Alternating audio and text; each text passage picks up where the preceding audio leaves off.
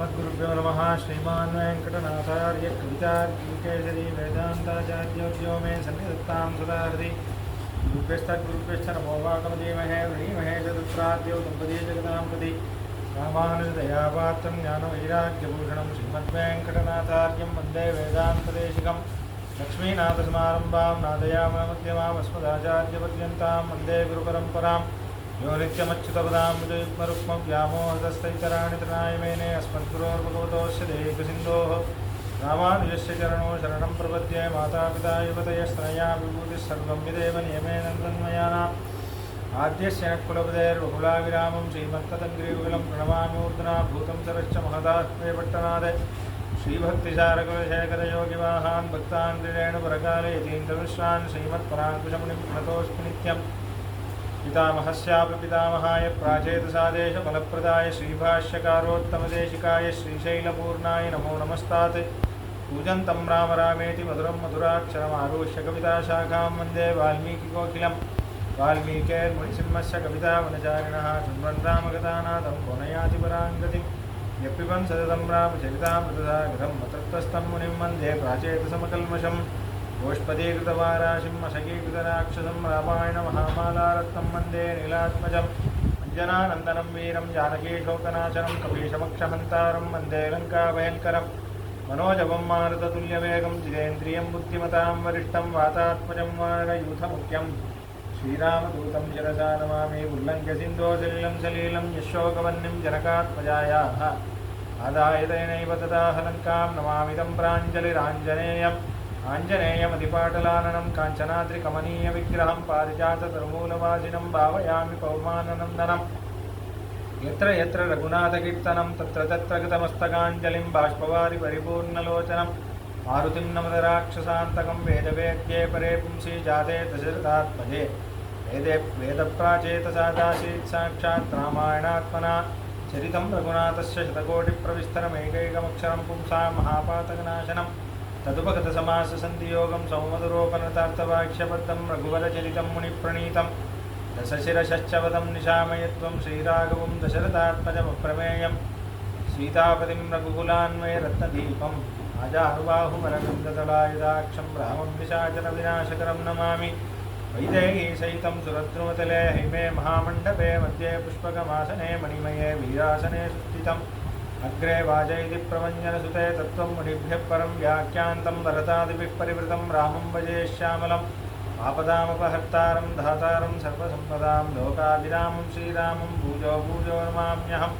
धर्मात्मा सत्यसन्धश्च रामो दाशरथिर्यदि पौरुषे च प्रतिद्वन्द्वश्चरैणं जहि रावणिं। तपस्वाध्यायनरतं तपस्वी वाग्विदां वरं नारदं परिपपृच्छ वाल्मीकिर्मुनिपुङ्गवम्। चेत्याश्रितसन्त्रासध्वान्तविध्वंसनो प्रभावान् सीतया देव्या परमव्यो भास्करः। सन्तः श्रीरङ्गपृथ्वीश शरणत्राणशेखराः जयन्ति भुवनत्राणपथपङ्कजरे नमः। भरताय परं नमोऽस्तु तस्मै प्रथमोदाहरणाय भक्तिभाजां यदुपज्ञमशेषतः पृथिव्यां। कृतितो राघवपादुकाप्रभावः कर्पार् रामपिराणयल्लाल् मट्रुं कर्परो कृपामुदला पुल्लरुम्बादि ஒன்றின்றிய நற்பாலையோத்தையில் வாழும் சராசரம் முற்றம் நற்பாலுக்குய்த்தனன் ஆன்முகனார் பெற்ற நாட்டுவே। சியாபதி ராமச்சந்திர கே ஜெய், பவனசுத ஹனுமான் கே ஜெய்। ஹமாத்மா ந தேஹோஸ்மி விஷ்ணுசேஷோ அபரிக்கிரஹः தமேவ சரணம் பிராப்தः தற்கைங்கர்ய சிகீர்ஷயா। భగవంతుడు శ్రీమన్నారాయణుడి దాసుడినైన నేను, శరీరాన్ని నేను కాదు జీవాత్మని, వాడి దాసుడిని, వాడు నా ప్రభు, నేను వాడి దాసుడిని, నేను వాడి మీదే ఆధారపడి ఉన్నవాడిని అనే సత్యాన్ని గుర్తించి జీవితంలో ఒకే ఒక ఉపాయం నాకేంటంటే వాడి దగ్గర శరణాగతి చేయడం. అది చేశాక వాడికి నచ్చినట్టే బతికి ఆనందం. అయితే అయోధ్యాకాండం 100వ సర్గలో ఉన్నాం. చాలా ఆశ్చర్యమైన సర్గ. చెప్పే ముందు ఒక ముఖ్యమైన విషయం ఒకటి చెప్పాలి.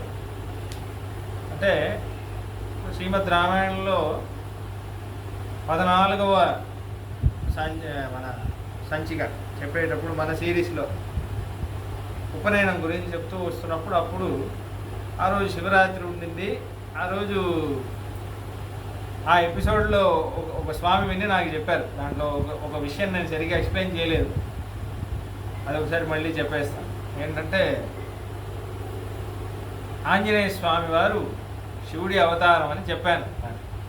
అదేంటంటే అది మన సంప్రదాయంలో ఉన్న ఆచార్యుల అభిప్రాయం కాదు, కొంతమంది అలా చెప్తారు అనే విషయం చెప్పబోయి ఇదే నిజం అన్నట్టు చెప్పాను. ఆ స్వామి అవునా అని అడిగారు. ఒకసారి వెళ్ళి చెక్ చేసినప్పుడు నేనే సరిగా కన్వే చేయలేదు. ఆ స్వామి చెప్పారు, మీరు అది క్లియర్గా ఎక్స్ప్లెయిన్ చేయండి, ఎందుకంటే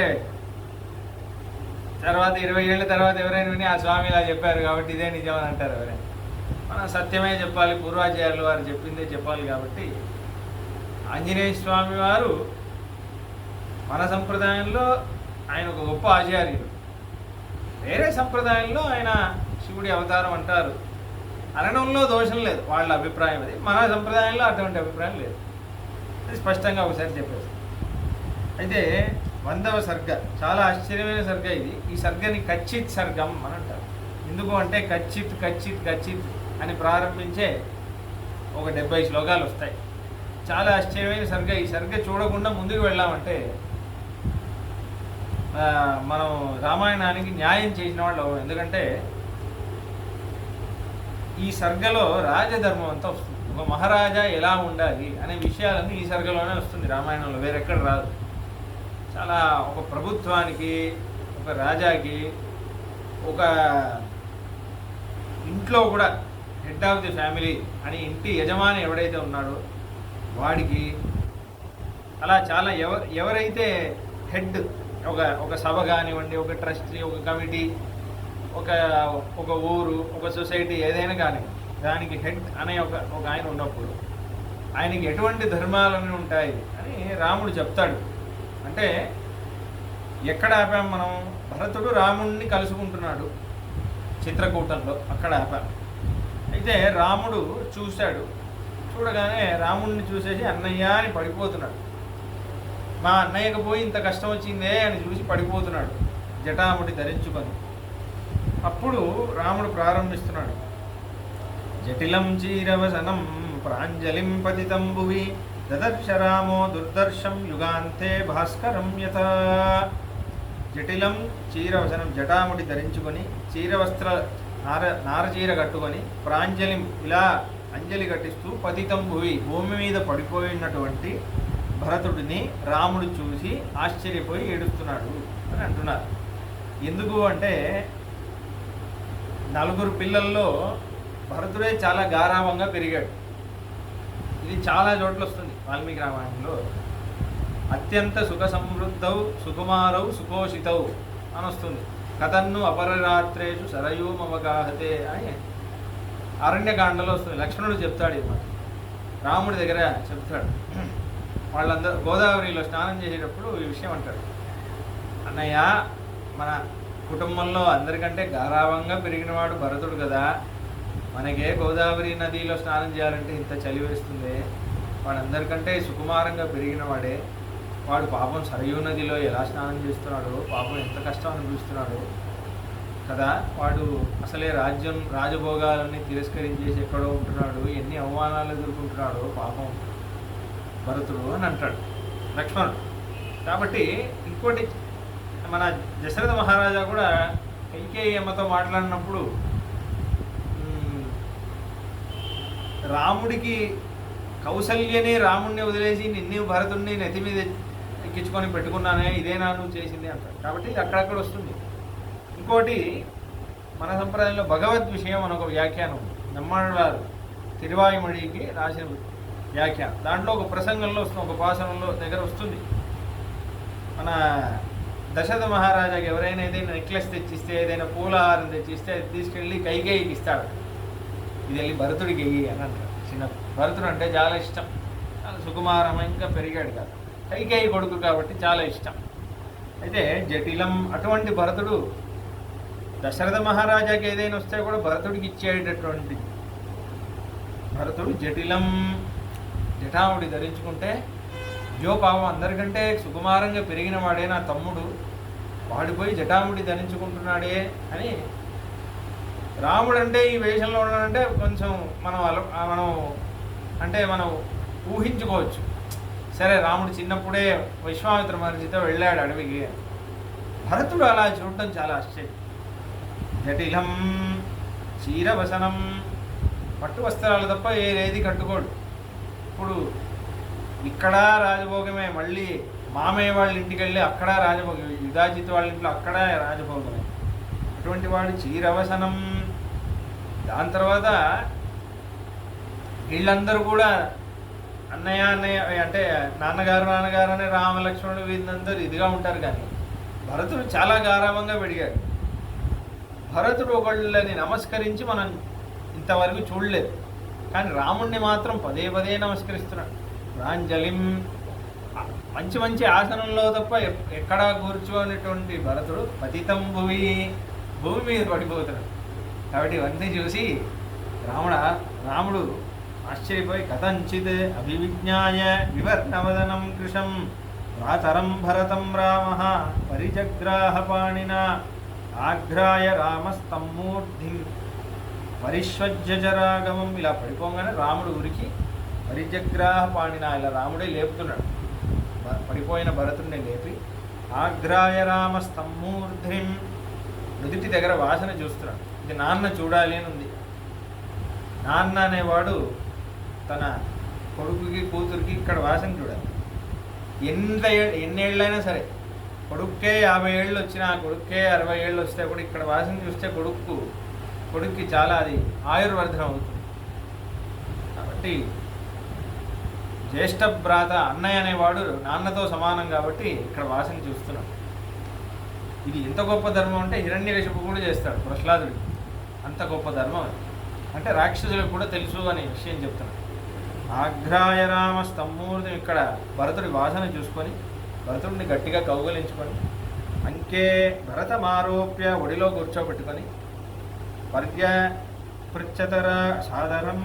దాని తర్వాత అడుగుతున్నాడు, కొనుతే భూత్పితా తాత ఇదరణ్యం త్వమాగతః నహి త్వం జీవితస్తస్య వనం ఆగంతుమర్హసి. నాన్న భరత, ఏమైందిరా? అడవికి ఎందుకు వచ్చావు నువ్వు? నాన్నగారికి ఏమైందని నువ్వు వనవాసానికి వచ్చావు? నాన్నగారు ఉండగా ఇది చేయనివరే. చిరస్య బతపశ్యామి దూరాత్ భరతమాగతం దుష్ప్రీతకం అరణ్యేస్మిన్ కింతాత వనమాగతః. నేను నిన్ను అప్పుడిప్పుడో చూశాను రా, పెళ్ళైనప్పుడు. తర్వాత ఇప్పుడే చూస్తున్నాను. నువ్వు అయోధ్యలో ఉండకుండా ఇక్కడెందుకు వచ్చావురా? ఏమైంది? ఏంటి నాన్న ఏమైంది అని అంటున్నాడు. కచ్చిన్ను ధరతే తాత రాజాయత్వమిహాగతః కచ్చిన్నదీన సహసా రాజా లోకాంతరం గతః. నాన్నగారు బతికే ఉన్నారు కదా, ఏమైనా అయిందా? నాన్నగారు చనిపోయారా ఏంటి? ఇంత కంగారుగా నన్ను వెతుక్కుంటూ వచ్చావే? నాన్నగారు ఉండగా నీకు వేరే ఎవరో, నాన్నగారు లేరే, నాకు ఇంకెవరు అండలేరే, అన్నయ్య తప్ప అన్నట్టు నువ్వు వచ్చింది చూస్తే అలా ఉంది అని అడుగుతుంది. దాని తర్వాత వెంటనే రాజధర్మాలు, భరతుడికి జవాబు చెప్పడానికి మాటలు ఇవ్వట్లేదు. భరతుడు ఏడుస్తున్నాడు అనుకోండి. వెంటనే కచ్చిత్ అని ప్రారంభించి ప్రశ్నలను అడుగుతున్నాడు. రాజధర్మం అంటే ఒకటి ఏంటంటే, రాముడు ఎవరైనా వస్తే వాళ్ళ ధర్మానికి అనుగుణంగా ప్రశ్నలు వేస్తాడు. దీన్ని కుశల ప్రశ్నం అని అంటారు. మీ ధర్మాలు కరెక్ట్గా అవుతున్నాయా అది అడగడం, అదొక ధర్మం. అది భారతీయ సంస్కృతి. నిన్న చదువుకుంటున్నావా, ఉద్యోగానికి వెళ్తున్నావా, ఇవన్నీ అడుగుతారు వాళ్ళు. రేపు ఇవన్నీ అడిగితే కోపం వస్తుంది. ఎందుకు కోపం వస్తుందంటే అది చేయట్లేదు కాబట్టి. పిల్లలు చదవని వాడికే చదువుతున్నామంటే కోపం వస్తుంది. ఈయనకి ఎందుకట అని. ఉద్యోగం చేయని వాడికే కోపం వస్తుంది. ఉద్యోగం చేసామన్నా బాగుందండి అని. కాబట్టి అలా అది ఒక ధర్మం. అంటే ధర్మం గుర్తు చేయడం కుశల ప్రశ్న, ఈ ధర్మం కరెక్ట్గా జరుగుతుందా అనేది. అయితే అలా అడిగే విధంలో రాముడు రాజధర్మాలన్నీ అడుగుతున్నాడు. అంటే ఇప్పుడు మనం ఇంతకుముందు రాముడు లక్ష్మణుడితో మాట్లాడిన విధానం చూస్తే భరతుడు రాజయ్యాడా కాదా అనే విషయం రాముడికి తెలుసు. భరతుడు రాజు అయ్యి ఉండడు అనే విషయం తెలుసు. కానీ నువ్వు రాజుగా ఉండి ఇవన్నీ చేస్తున్నావా అని కొన్ని ప్రశ్నలన్నీ అడుగుతాడు. ఎందుకు అడుగుతున్నాడు ఇవన్నీ అంటే, దీంట్లో ఒక గోవిందరాజీయంలో ఒక విషయం చెప్తున్నారు మన ఆచార్యులు. ఎందుకు అంటే, ఇప్పుడు భరతుడికి రాజధర్మం చెప్పాలి ఒక అన్నయ్యగా. ఇది పోతే మళ్ళీ అవకాశం రాదు. పోనీ తర్వాత చెప్దామా అంటే, ఈ ఎప్పుడైతే నాన్నగారు పోయారు అనే ప్రసంగం వస్తుందో దాని తర్వాత పిండం పెట్టడం అవన్నీ ప్రక్రియ వస్తుంది. పిండం పెట్టగానే వదలడు భరతుడు, వెంటనే నువ్వు రాజ్యానికి రా అంటాడు. ఆ డిస్కషన్ అంతా అయిపోతుంది. దాని తర్వాత పాదుక వరకు వస్తుంది. పాదుక తీసుకున్నాడంటే ఒక క్షణం ఉండడు.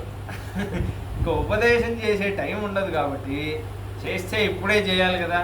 అందుకే ఇప్పుడు కూర్చోబెట్టుకొని భరతుడు మాట్లాడే ముందే ఇండైరెక్ట్గా రాజధర్మం అంతా ఉపదేశం చేస్తున్నాడు. ఇది ఎంత ఆశ్చర్యమైన సర్గ అంటే, మన సంప్రదాయంలో తిరుకుడని ఆండం స్వామి అంటారు. ఈ సర్గ ఒక్కొక్క లాంగ్వేజ్లో ట్రాన్స్లేషన్ అనువాదం చేసి రాముడు ఎటువంటి ప్రశ్నలు అడుగుతున్నాడు. ప్రశ్నలోనే ధర్మాలన్నీ ఉంటాయి. ఇవన్నీ చెయ్యాలి, ఇవి నువ్వు చేస్తున్నావా అని అడుగుతాడు. చెయ్యాలి అనే దగ్గర ధర్మం చెప్పేస్తున్నావు, ఇవి నువ్వు చేస్తున్నావా అని అడుగుతాడు. అయితే తిరుకుడని ఆండం స్వామి వారు అంటారు, ఇది గుజరాతీలో, మరాఠీలో, పంజాబీలో, అన్ని భాషల్లో, కన్నడలో అన్నింటిలో ట్రాన్స్లేట్ చేసి ఆ ప్రభుత్వం యొక్క ముఖ్యమంత్రికి పంపించాలి. అన్ని రాజధర్మాలు ఉన్న సర్గ ఇది అని చెబుతున్నారు. కచ్చిత్ సౌమ్య నతే రాజ్యం దృష్టం బాలస్య శాశ్వతం కచ్చిత్ శుశ్రూషచేతాత పితుస్సత్య పరాక్రమం. నాన్న భరత, నువ్వు ఇంకా ఇప్పుడు చిన్నపిల్లవాడివి. అయితే నువ్వు నాన్నగారి సేవ ఇది చేస్తున్నావు కదా, నాన్నగారి సేవ శుశ్రూష అంతా చేస్తున్నావు కదా, నువ్వు మహారాజా అయ్యి ఉంటావు. నాన్నగారి శుశ్రూష అయితే వదిలిపోకుండా చేస్తున్నావు కదా, నువ్వు రాజు అయిపోయావు కదా, నాన్నగారిని వదిలేసి అలా ఏం చేయట్లేదు కదా, నాన్నగారిని బాగా చూసుకుంటున్నావా అని అడుగుతున్నావు. ఫస్ట్ కచ్చిత్ దశరథో రాజా కుశలీ సత్యశంకర రాజసూయాశ్వమేధానామాహర్త నిశ్చిత. ఎప్పుడు అశ్వమేధ యాగం, రాజసూయ యాగం మొదలైన యాగాలన్నీ చేసే మన నాన్నగారు బాగున్నారు కదా, ఆయన బాగా చూసుకుంటున్నావా, ఆయన ఆరోగ్యం అయితే బాగుంది కదా, ఆయన అనుష్ఠానంలో సహాయపడుతున్నావా, నాన్నగారికి అన్నీ ఆ వృద్ధాప్యంలో బాగా ఆయనకి సహాయం అంతా చేసి పెడుతున్నావా, అన్ని ఏర్పాట్లన్నీ బాగా చూసుకుంటున్నావా. సకచ్చిత్ బ్రాహ్మణో విద్వాన్ ధర్మనిత్యో మహాద్యుతి ఇక్ష్వాకూణాం ఉపాధ్యాయో యథావర్తాత పూజ్యతే. మన ఈ వశిష్ఠ మహర్షి ఉన్నారే, చాలా గొప్ప బ్రాహ్మణులు. ఆయన ఎంత మన ఇక్ష్వాకు వంశానికి ఆయన ఉపాధ్యాయులు, అలాగే ఆచార్య పురుషులు. ఆయన బాగా చూసుకుంటున్నావా, ప్రతిరోజు ఆయన పూజనం చేస్తున్నావా, రాజగురువు ఆయన, ఆయనకి కావాల్సిన మర్యాదలన్నీ ఇచ్చి ఆయనకి సేవలన్నీ చేసుకుంటున్నావు కదా. తాత కచ్చిచ్చ కౌసల్యా సుమిత్రాజ ప్రజావతి సుఖినీ కచ్చిదార్యాశ దేవీ నందతి కైకయీ. కౌసల్యమ్మని బాగా చూసుకుంటున్నావా, ఇద్దరు గొప్ప పిల్లలు కనిపెట్టిన సుమిత్రమ్మని బాగా చూసుకుంటున్నావా. సుమిత్రాజ ప్రజావతి అంటున్నాడు అంటే నువ్వు నేను కాకుండా ఇద్దరు గొప్ప రత్నాలు కనిందే, లక్ష్మణుడు శత్రుఘ్నుడు అని. ఆ సుమిత్రమ్మని బాగా చూసుకుంటున్నావా. పైగా ఆర్యాచ దేవి కైకేయి, ఆర్యురాలు అంటే చాలా గౌరవనీయురాలైనటువంటి దేవి అయినటువంటి, దేవి అంటే రాజమాత కదా, ఆ కైకేయమ్మ ఆనందపడుతోందా, నువ్వు చేసే పనుల వల్ల ఆవిడ ఆనందపడుతుందా, నువ్వు బాగా చూసుకుంటున్నావా అని అడుగుతున్నావు. కచ్చిత్ వినయ సంపన్న కులపుత్రో బహుశ్రుత అనుసూయురనుద్రష్ట సకృతస్తే పురోహిత. మన ఇక్ష్వాకు వంశంలో ఉన్న పురోహితులందరినీ బాగా వాళ్ళ దగ్గర వినయంతో ఉంటున్నావు కదా, వాళ్ళు చెప్పేవన్నీ వింటున్నావా, వాళ్ళు చెప్పే ఉపదేశాలన్నీ పొందుతున్నావా. వాళ్ళు అనసూయు, వాళ్ళ దగ్గర అసూయ ఉండదు, ఒకళ్ళ మీద పడి ఏడవరు, ఓర్వలేక అటువంటి లక్షణాలన్నీ ఉండవు. వేదం చదివిన వాళ్ళే ఉంటారు, శాస్త్రం చదివిన వాళ్ళే ఉంటారు. అటువంటి వాళ్ళ సంబంధం పొందుతున్నావా, వాళ్ళ సాంగత్యం పొందుతున్నావా అని అడుగుతున్నావు. కచ్చిదగ్నిషు తే యుక్తో విధిజ్ఞో మతిమాన్ రుజు హుతం చ హోష్యమాణం చ కాలే వేదయతే సదా. మన దశరథ మహారాజా గారు కానీ కౌసల్యమ్మ ఆవిడే కదా రాజమహిషిగా ఉండింది. ఎన్నో పూజలు, ఎన్నో ధర్మకార్యాలన్నీ బ్రాహ్మణుల చేత పురోహితులు చేయించేవాడు. ప్రతిరోజు ఈ యజ్ఞం జరుగుతోంది, ఈ అగ్నిహోత్రం జరుగుతుంది, అవన్నీ చేస్తూ ఉంటారే, అవన్నీ అవన్నీ జరుగుతున్నాయా సక్రమంగా? పురోహితులందరూ ప్రతిరోజు వచ్చి నీకు చెప్తున్నావా, మహారాజా ఇవాళ ఇది జరిగింది, రేపు ఇది చేద్దాం అనుకుంటున్నాం, అవన్నీ వాళ్ళు చెబుతున్నారా? అవన్నీ నువ్వు పట్టించుకుంటున్నావా? చాలా నిష్ఠతో చాలా శ్రద్ధతో అవన్నీ చేసేటట్టు చూస్తున్నావా అని అడుగుతాను. కచ్చిత్ దేవాన్ పితॄన్ భృత్యాన్ గురూన్ పితృసమానపి వృద్ధాంశ్చ వైద్యాంశ్చ బ్రాహ్మణాంశ్చాభిమన్యసే. నువ్వు ఎలాగైతే నువ్వు దేవపూజనం అంతా చేస్తున్నావా, మన కులదేవుడు రంగనాథ స్వామి ఆయన పూజలన్నీ చేస్తున్నావా, పితృన్ మన పితృదేవతలన్నీ గుర్తుపెట్టుకుంటున్నావా, వాళ్ళు దిలీప మహారాజా, భగీరథుడు వీళ్ళందరూ ఉన్నారు కదా, వాళ్ళందరినీ స్మరిస్తూ ఉన్నావా, భృత్యాన్ మన బంధువుల్ని, మన గురువు గారులందరినీ, పితృసమానులైన మా పెద్దవాళ్ళందరినీ, ఎవరైనా వయసైన వాళ్ళని చూస్తే వాళ్ళని నమస్కరించడం, వాళ్ళతో వినయంగా ఉండడం. దాని తర్వాత వైద్యాంశ వైద్యులు ఎవరైతే డాక్టర్స్ వీళ్ళు ఉన్నారో, చికిత్స పొందేవాళ్ళు, వాళ్ళు బ్రాహ్మణ వీళ్ళందరూ అభిమానాన్ని పొందుతున్నావా, వీళ్ళ ప్రీతిని పొందేటట్టే నీ నడవడి ఉందా అని అడుగుతుంది. విశ్వస్త్ర వరసంపన్నం అర్థశాస్త్ర విశారదం సుధన్మానముపాధ్యాయం కచ్చిత్వం తాతమన్యసే. మనకి ముఖ్యంగా మనకి ధనుర్వేదం, మనకి అర్థశాస్త్రం, ఎకనామిక్స్ ఇవన్నీ రెండూ నేర్పించినటువంటి ఒక గురువుగారు ఉన్నారే సుధన్ముడు అని. ఆ గురువుగారిని బాగా చూసుకుంటున్నావా, గురువుగారి దగ్గర నేర్చుకుంటున్నావా, అర్థశాస్త్రం అదంతా ఇంకా అభ్యాసం చేస్తున్నావా, వారి తగిన గౌరవం ఇస్తున్నావా అని అడుగుతుంది. కచ్చిత్ ఆత్మసమాశూరాః శృతవంతో జితేంద్రియాః కులీనాశ్చేంగితాజ్ఞశ్చ కృతాస్తే తాతమంత్రిణః. అయితే దీని తర్వాత అంటే ఇవన్నీ వైదిక విషయాలు, అంటే ఇది చాలా ముఖ్యం. ఎప్పుడు రాజధర్మం అంటే అది ఊరికే ఆ రాజకీయాలే చూసుకోవడం కాదు. రాజాకి శక్తి అనేది ఈ వైదిక విషయం వల్లే వస్తుంది. వాడి వేద మార్గంలో ఉంటేనే వాడికి ఒక విపరీతమైన ఒక తపశ్శక్తి వస్తుంది. ఎందుకంటే వాడు అనుకున్న పని చేయాలి అంటే వాడికి ఒక తపశ్శక్తి కావాలి. ఆ తపశ్శక్తి కావాలంటే ఇటువంటి ధార్మికమైన పనులన్నీ వాడు చేయాలి. నేను ఇంతపూర్వమే చాలాసార్లు చెప్పాను, ఈ బ్రాహ్మణులు ఈ వేదపారాయణం వాళ్ళు చేసే తపస్యలో 6వ భాగం మహారాజాకు వస్తుంది అనే విషయం ఉంది. కాబట్టి వాడు ఎంతెంత చేయిస్తాడో వాడు చాలా గొప్ప గొప్ప పనులన్నీ చేయగలడు. రాజ్యాన్ని, ఒక మొత్తం రాజ్యాన్ని ఒకే ఒక్కడు శాసించగలుగుతున్నాడు. ఏమాత్రం ఏ హాని జరగకుండా వాడి మాట మీద, వాడి ధర్మాచరణ మీద, వాడి చెప్పేది అందరూ వినేటట్టు ఉంటున్నారంటే వాడికి ఒక తపశ్శక్తి ఉండాలి. అప్పుడే అది నడుస్తుంది, లేకపోతే నడవదు. కాబట్టి దాని తర్వాత అంటున్నారు, కచ్చిదాత్మశమాశూరాః శృతవంతో జితేంద్రియాః కులీనాః ఇంగితజ్ఞాశ్చ కృతాశ్చేతాతమంత్రిణః. అన్న నీ మంత్రులందరూ బాగున్నారా అంటే చూడండి, రాముడు ఒక ముఖ్యమైన విషయం ఒకటి చెప్తున్నాడు. ఎప్పుడు మహారాజా మారాలనుకోండి, మహారాజాతో పాటు మంత్రులందరూ కూడా మారుతారు. చాలా సహజమైన విషయం. ఎందుకంటే ఒక్కొక్క రాజాకి ఒక్కొక్క విధమైన మంత్రులతో ఒక్కొక్క అండర్స్టాండింగ్ ఉంటుంది. ఆ ముందున్న రాజాకి మంత్రులు ఉన్నారు కాబట్టి నేను కూడా ఇదే మంత్రులు పెట్టుకోవాలంటే నడవదు, సహజమైన విషయం. ఇప్పుడు ఏమవుతుందంటే అదే పార్టీలో వేరే ఆయన ముఖ్యమంత్రి అయ్యాడు అనుకోండి, ఆ ముఖ్యమంత్రికి వేరే మంత్రులకి, ఎందుకంటే వీళ్ళకి ఆయనకి సెట్ అవ్వదు.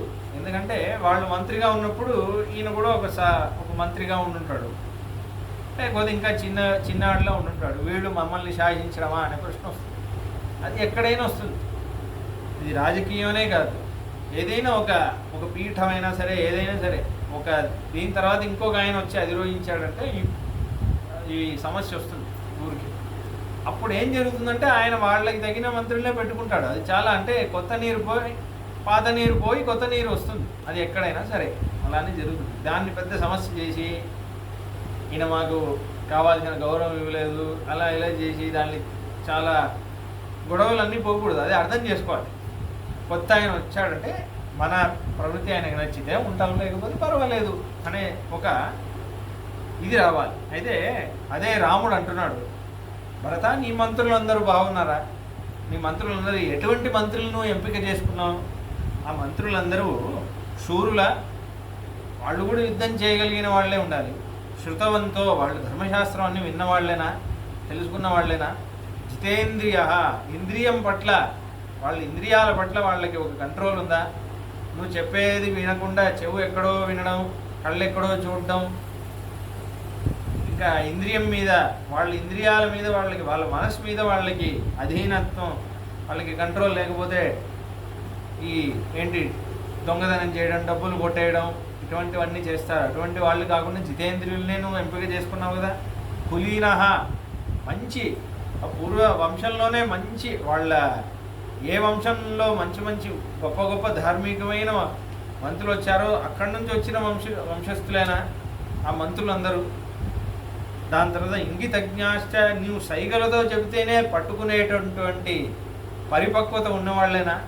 నీ సైగలతోనే నీ నడవడి, మహారాజా హృదయంలో ఏముంది అర్థం చేసుకునేటటువంటి ఒక గొప్ప స్థితి కలిగిన వాళ్ళేనా. కృతాస్తే తాత మంత్రిన, అటువంటి మంత్రులనే నువ్వు అటువంటి మంత్రులనే ఎంపిక చేసుకోవాలి, నువ్వు చేసుకున్నావా అన్నాడు. మంత్రో జయమూలం హి రాజ్ఞా భవతి రాఘవ, సుసంవృతో మంత్రి దురైర్ అమాత్యై శాస్త్రకోవిదై. నాన్న భరత, ఒక రాజా జయించడానికి మూలం ఏంటంటే మంచి మంత్రులు ఉండడమేరా. కాబట్టి దాంట్లో నువ్వు శ్రద్ధ వహించాలి. కాబట్టి మంచి మంత్రులనే ఎంచుకున్నావు కదా. శాస్త్రం తెలిసిన వాళ్ళే ఉండాలి, ఏదో డబ్బులున్న వాళ్ళు అటువంటి వాళ్ళు కాదు. శాస్త్రం చదువుకున్న వాళ్ళేనా అన్ని నువ్వు చూడాలి. అందరికీ శాస్త్రం తెలిసి ఉండాలి, ఇటువంటి మంత్రులే ఉండాలి. ఇంకోటి ఏంటంటే, ఇప్పుడు కానీ ఒక సంస్థానం ఉందనుకోండి, అందరికీ అన్ని పనులు రావాలి.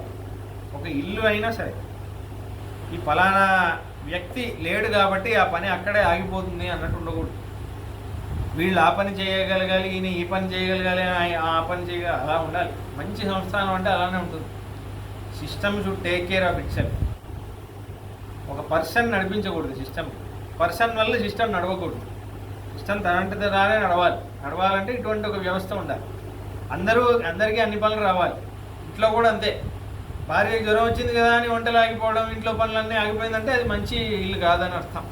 అందరికీ అన్ని పనులు రావాలి.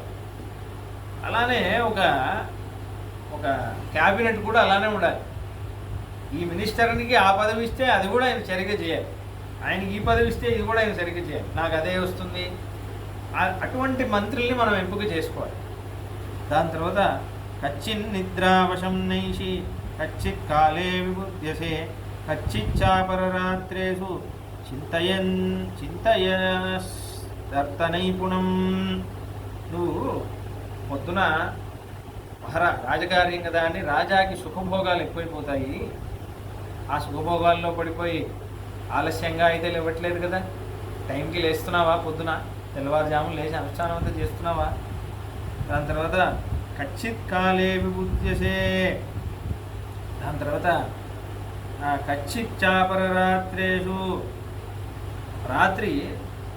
దాని తర్వాత రాత్రి ఎవరూ లేనప్పుడు నువ్వు కొన్ని అర్థ వ్యవస్థ అంటే ఎకనామిక్ వ్యవస్థ అంటే నువ్వు కొంచెం ఆలోచించి విచారం చేసి పడుకుంటున్నావా, తొందరగా పడుకొని ఉండిపోతున్నావు. ఎందుకంటే రాత్రి రాజా అనేవాడు కొంచెం ఏకాంతంగా కొన్ని అన్నీ ఆలోచించాలి రాజ్యం గురించి. అటువంటివన్నీ చేస్తున్నావా, సరే మనకి ఎందుకులే తొందరగా పడుకున్నామని పడుకుంటున్నావా అని అంటున్నావు.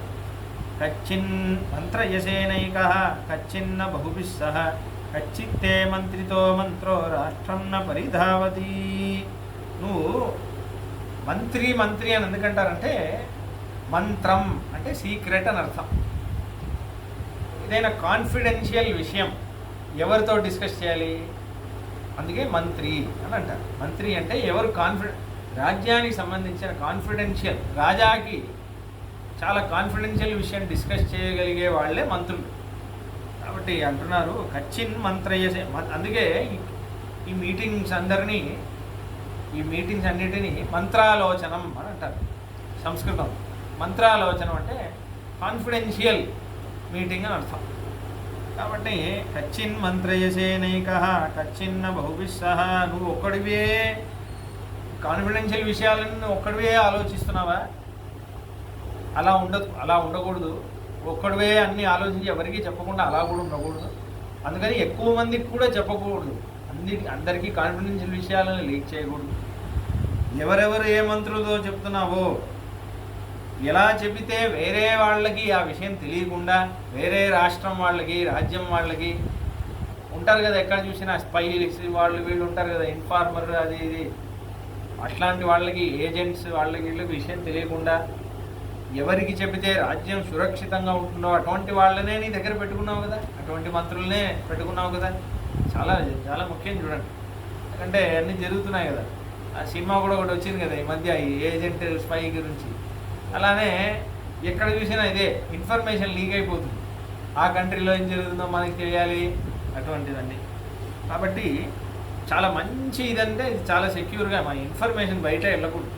అలా ఇప్పుడంటే ఎలా ఉంది, క్యాబినెట్ వాళ్ళు మాట్లాడుకుంటుంది, ఇన్ఫార్మర్స్ కాదు మీడియాకే వచ్చేస్తుంది, వాళ్ళు టీవీలోనే వేసేస్తున్నారు. వాళ్ళకి ఎలా తెలుస్తుంది? ఎందుకంటే వాళ్ళకి ఎవడో ఒకడు ఉంటాడు మంత్రి, వాడిదే ఉంటుంది ఆ ఛానల్, కాబట్టి వాడు టీవీలో వేసేస్తారు. అలా ఖచ్చిదర్థం వినిశ్చిత్య లఘుమూలం మహోదయం క్షిప్రమారభసే కర్మ నదీర్ఘయసి రాఘవ. అయితే ఏదైతే రాజ్యాని కోసం కొన్ని డెవలప్మెంట్స్ ఎలా ఉంటాయంటే, కొన్ని అభివృద్ధి పనులన్నీ చేసేవి చిన్నవే కానీ అది ఇచ్చే ఫలితం చాలా పెద్దది. ఉదాహరణకి ఒక ఫ్లైఓవర్ ఉందనుకోండి, ఒక బ్రిడ్జ్ కట్టడం, ఒక నది మీద వంతెన కట్టడం, లేకపోతే రోడ్లన్నీ వేయడం, ఎలక్ట్రిఫికేషన్ చేయడం, వాటర్ సప్లై కరెక్ట్గా ఇవ్వడం, ఇవన్నీ చాలా తొందరగా కూడా చేయొచ్చు. అంటే సులభమే. ఏంటంటే ఒకే పని చాలా చోట్ల చేయాలి, అది ఫలితమేమో పెద్దది. అటువంటి పనులు చేసేటప్పుడు క్షిప్రభావరాభసే కర్మ, చాలా తొందరగా ప్రారంభిస్తున్నావా, చేస్తాను అని చెప్పేసి ఎప్పుడో ప్రారంభించడం కాకుండా తొందరగా వెంటనే ప్రారంభించేస్తున్నావా, ప్రారంభించింది మళ్ళీ ఎక్కువసేపు లాగకుండా దీర్ఘంగా ఎప్పటి వరకు చేయాలో ఆ టైంలో అన్నీ కంప్లీట్ చేస్తున్నావా ఆ ప్రాజెక్ట్స్ అన్నీ అని అడుగుతున్నాను. ఏంటి 3 నెలలే అయింది, 3 నెలల్లో భరతుడు ఇంత చేస్తాడా? అదే రాముడి హృదయం. ఎందుకంటే మనం కష్టపడి ఒక గురువు దగ్గర వెళ్ళి ఉపదేశం అడగడం అనేది మన తపస్య. నువ్వు దా ఇక్కడ కూర్చో, నేను నీకు ఉపదేశం చేస్తాను గురువుగారు అంటున్నారు అనుకోండి, అది దయ, గురువుగారి కృప. కాబట్టి ఈ తపస్య కంటే కృప చాలా పెద్దది.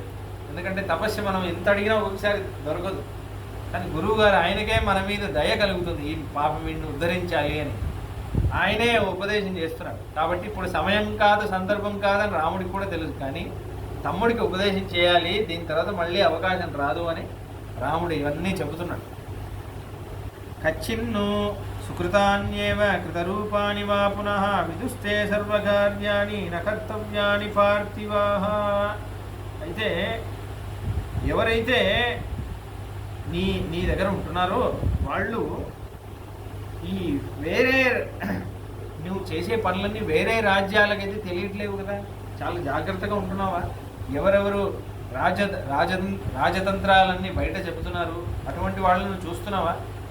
స్పైస్ గూఢాచారులు ఉంటారు కదా, ఏ గూఢాచారులు, ఏ రాష్ట్రం యొక్క గూఢాచారులు మన దేశంలో ఉంటున్నారు, ఎటువంటి వాళ్ళ మీద ఒక కన్నేసి ఉంచుతున్నావా?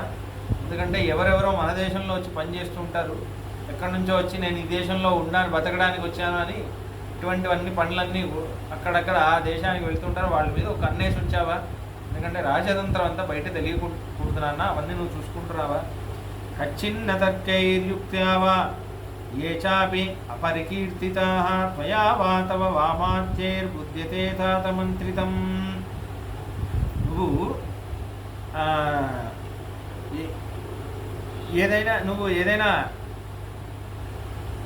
ఏదైనా మంత్రాలోచన, సపోజ్ నువ్వు మంత్రులకి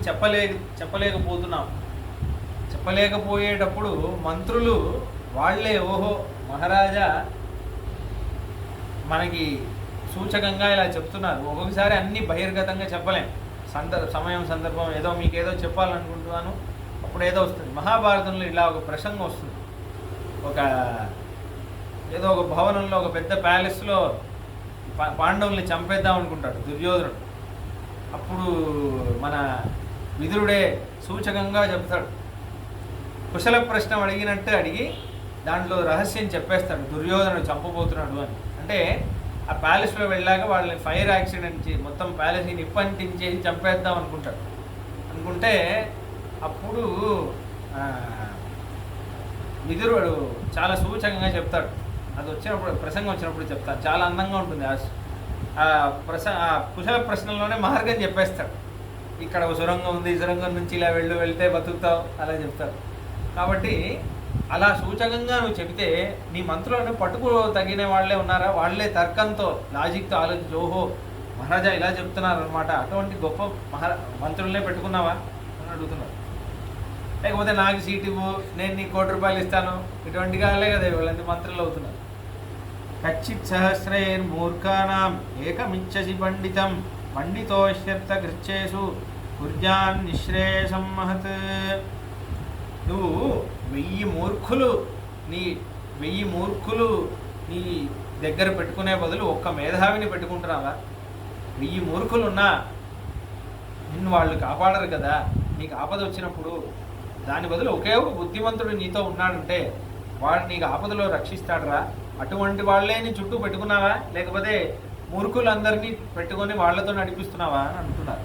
సహస్రాణ్యపి మూర్ఖాణం యద్యుపాస్తే మహీపతి అథవాపి అయుతాన్యేవ నాస్తి తేషు సహాయత. ఎందుకంటే వాళ్ళు నీకు ఏ విధంగా సహాయపడరురా.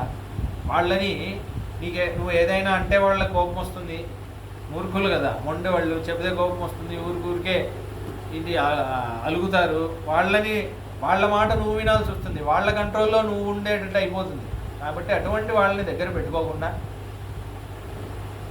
మేధావుల్ని, ధర్మం మీద పూనికి ఉన్న వాళ్ళని నీ దగ్గర పెట్టుకుంటున్నావా? ఏకోపి అమాత్యో మేధావి శూరో దక్షో విచక్షణ రాజానం రాజపుత్రం వా ప్రాపయేన్మహతి శ్రియం. ఒకే ఒకడు మేధావైన వాడు, శూరుడు, దక్షత అన్ని విధాల్లోనూ అర్హత కలిగిన వాడు, విచక్షణ జ్ఞానం కలిగిన వాడు, ఏది సరి ఏది రైట్, మహారాజాకి ఏది కరెక్ట్గా ఉంటుంది ఏది తప్పుగా ఉంటుంది అని తెలుసుకునేవాడు, వాడు రాజుకి కానీ రాజపుత్రుడికి కానీ ప్రాపయేన్ మహతీ శ్రీయం, వాడు గొప్ప కీర్తిని తెచ్చిపెడతాడు. అటువంటి వాడు ఒకడు పక్కనుంటే రాజుకి పెద్ద కీర్తి తెచ్చిపెడతాడు. కచ్చిన్ ముఖ్య మహత్స్వేవ మధ్యమేషు చ మధ్యమాః జగన్యాశ్చ జగన్యేషు భృత్యాశ్చేతాతయోజితాః. చాలా కార్మికులందరూ ఉంటారే రాజ్యంలో పనిచేసే వాళ్ళు. చాలా గొప్ప పనిచేసే వాళ్ళకి గొప్ప పనులని, చాలా యావరేజ్గా పనిచేసే వాళ్ళకి యావరేజ్ పనులని, చాలా తక్కువ పనులే చేయగలిగే వాళ్ళకి తక్కువ పనులే అలా విభజన చేసే ఇస్తున్నావా? వీళ్ళకి ఆ పనులని వాళ్ళకి ఈ పనులని ఇచ్చేసి సరిగ్గా వాళ్ళని రిసోర్స్ యూటిలైజేషన్ సరిగ్గా చేయకుండా అలా ఉంటున్నావా? ఎవరెవరికి ఎటువంటి పనులు ఇవ్వాలో అవన్నీ చూసే ఇస్తున్నావా? వీళ్ళకి ఈ పనులు ఇవ్వాలి, వాళ్ళకి ఆ పనులు చూసే ఆలోచించే ఇస్తున్నావా? అవాత్యాన్ ఉపధాతీతాన్ పితృపైతామహాన్ శుచీన్ శ్రేష్టాన్ శ్రేష్ఠేచ్చుకచ్చిత్వం నియోజయసి కర్మసు. ఎవరైతే మన రాజ్యంలో ఉన్నారో వాళ్ళందరూ కార్మికులందరూ ఉన్నారో, ఎవరైతే పని మీద శ్రద్ధ ఉన్న వాళ్ళే కదా నువ్వు పెట్టుకున్నది. లోపల నుంచి లోపల నుంచి కానీ బయట నుంచి కానీ చాలా పని మీద శ్రద్ధ ఉన్న వాళ్ళని పెట్టుకుంటున్నావు కదా. లంచగొట్టు వాళ్ళని ఇటువంటి వాళ్ళని పెట్టుకోవట్లేదు కదా. నీ ముందు ఒకలాగా నీ వెనకాల ఒకలాగా వాళ్ళు ఎలా ప్రవర్తిస్తున్నారో అవన్నీ నువ్వు చాలా జాగ్రత్తగా అబ్జర్వ్ చేస్తున్నావా? అటువంటి విషయాలన్నీ నీకు తెలియడానికి నీకు వ్యవస్థలని ఏర్పాటు చేసావా? ఎందుకంటే నీ ముందు నువ్వు వచ్చినప్పుడే సరిగ్గా పని చేసేటట్టు నటించి, నువ్వు లేకపోతే మళ్ళీ ఏం పని చేయని సోమరి వాళ్ళని, లంచం తీసుకొని పనిచేసే వాళ్ళని, ఇటువంటి వాళ్ళని అయితే నువ్వు పెట్టుకోవట్లేదు కదా. చాలా కర్మయోగులనే కదా నువ్వు పెట్టుకుంటున్నావు అని అడుగుతున్నావు. కచ్చిన్నోగ్రేణ దండేన వృషముద్వేజితా ప్రజాః రాష్ట్రే తవావజానంతి మంత్రిణః కైకేయీసుతాః. చాలా స్ట్రిక్ట్ పనిష్మెంట్లన్నీ చాలా స్ట్రిక్ట్గా భయపడుతున్నారా ప్రజలందరూ? అందుకని చాలా ఓవర్ స్ట్రిక్ట్గా చేసేసి వాళ్ళందరూ తిరుగుబడేటట్టు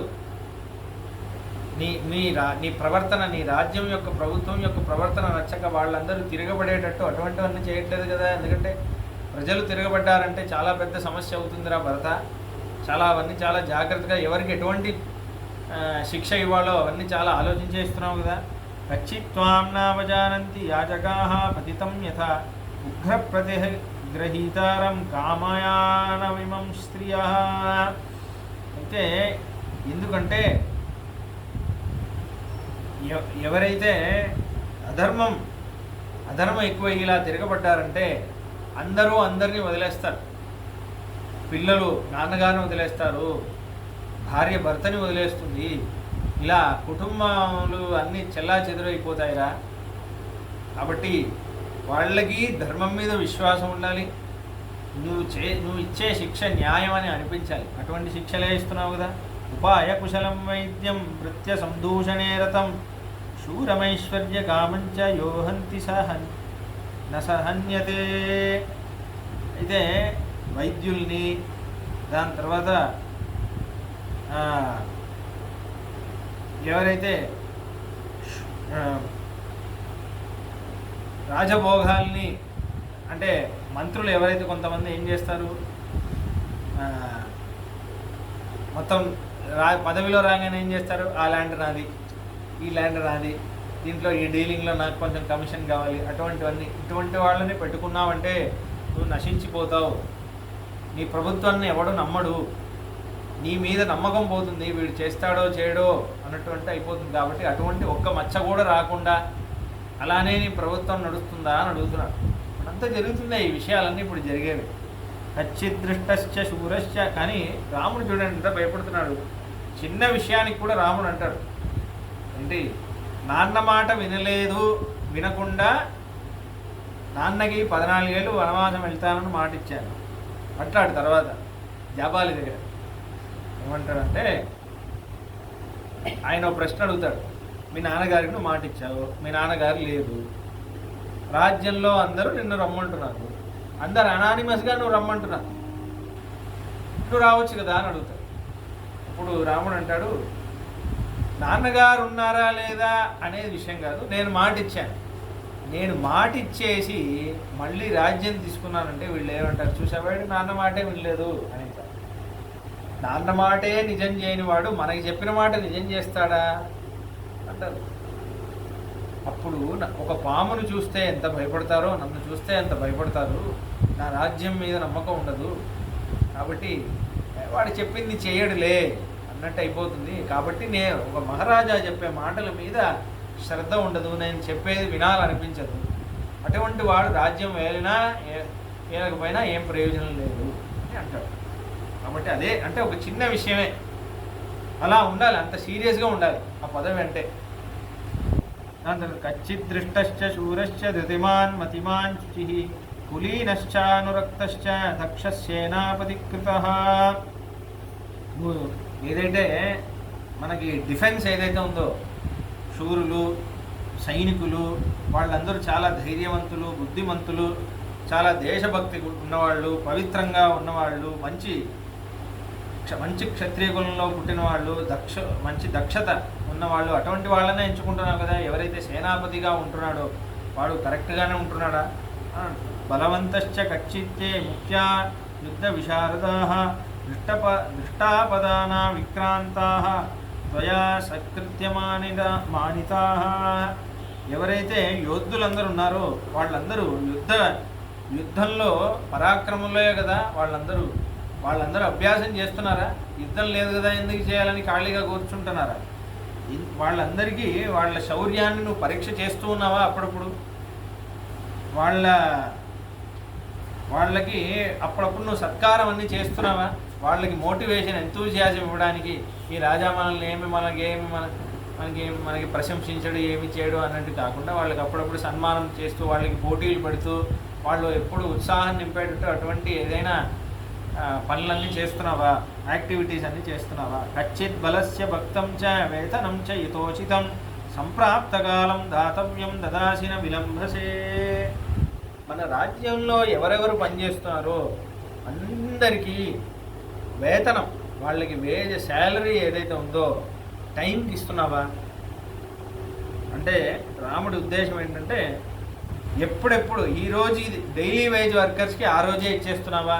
మంత్లీ వేజ్ అంటే ఆ నెల దాటగానే మొదటి రోజే ఇచ్చేస్తున్నావా? ఎవరెవరికి ఏదేది ఇవ్వాలో అన్నీ కరెక్ట్గా ఇస్తున్నావా? ఒక్కరోజు కూడా లేట్ అవ్వకుండా ఇస్తున్నావా? దాని తర్వాత అది ఎందుకు ఇవ్వాలి కూడా చెప్తున్నాడు రాము.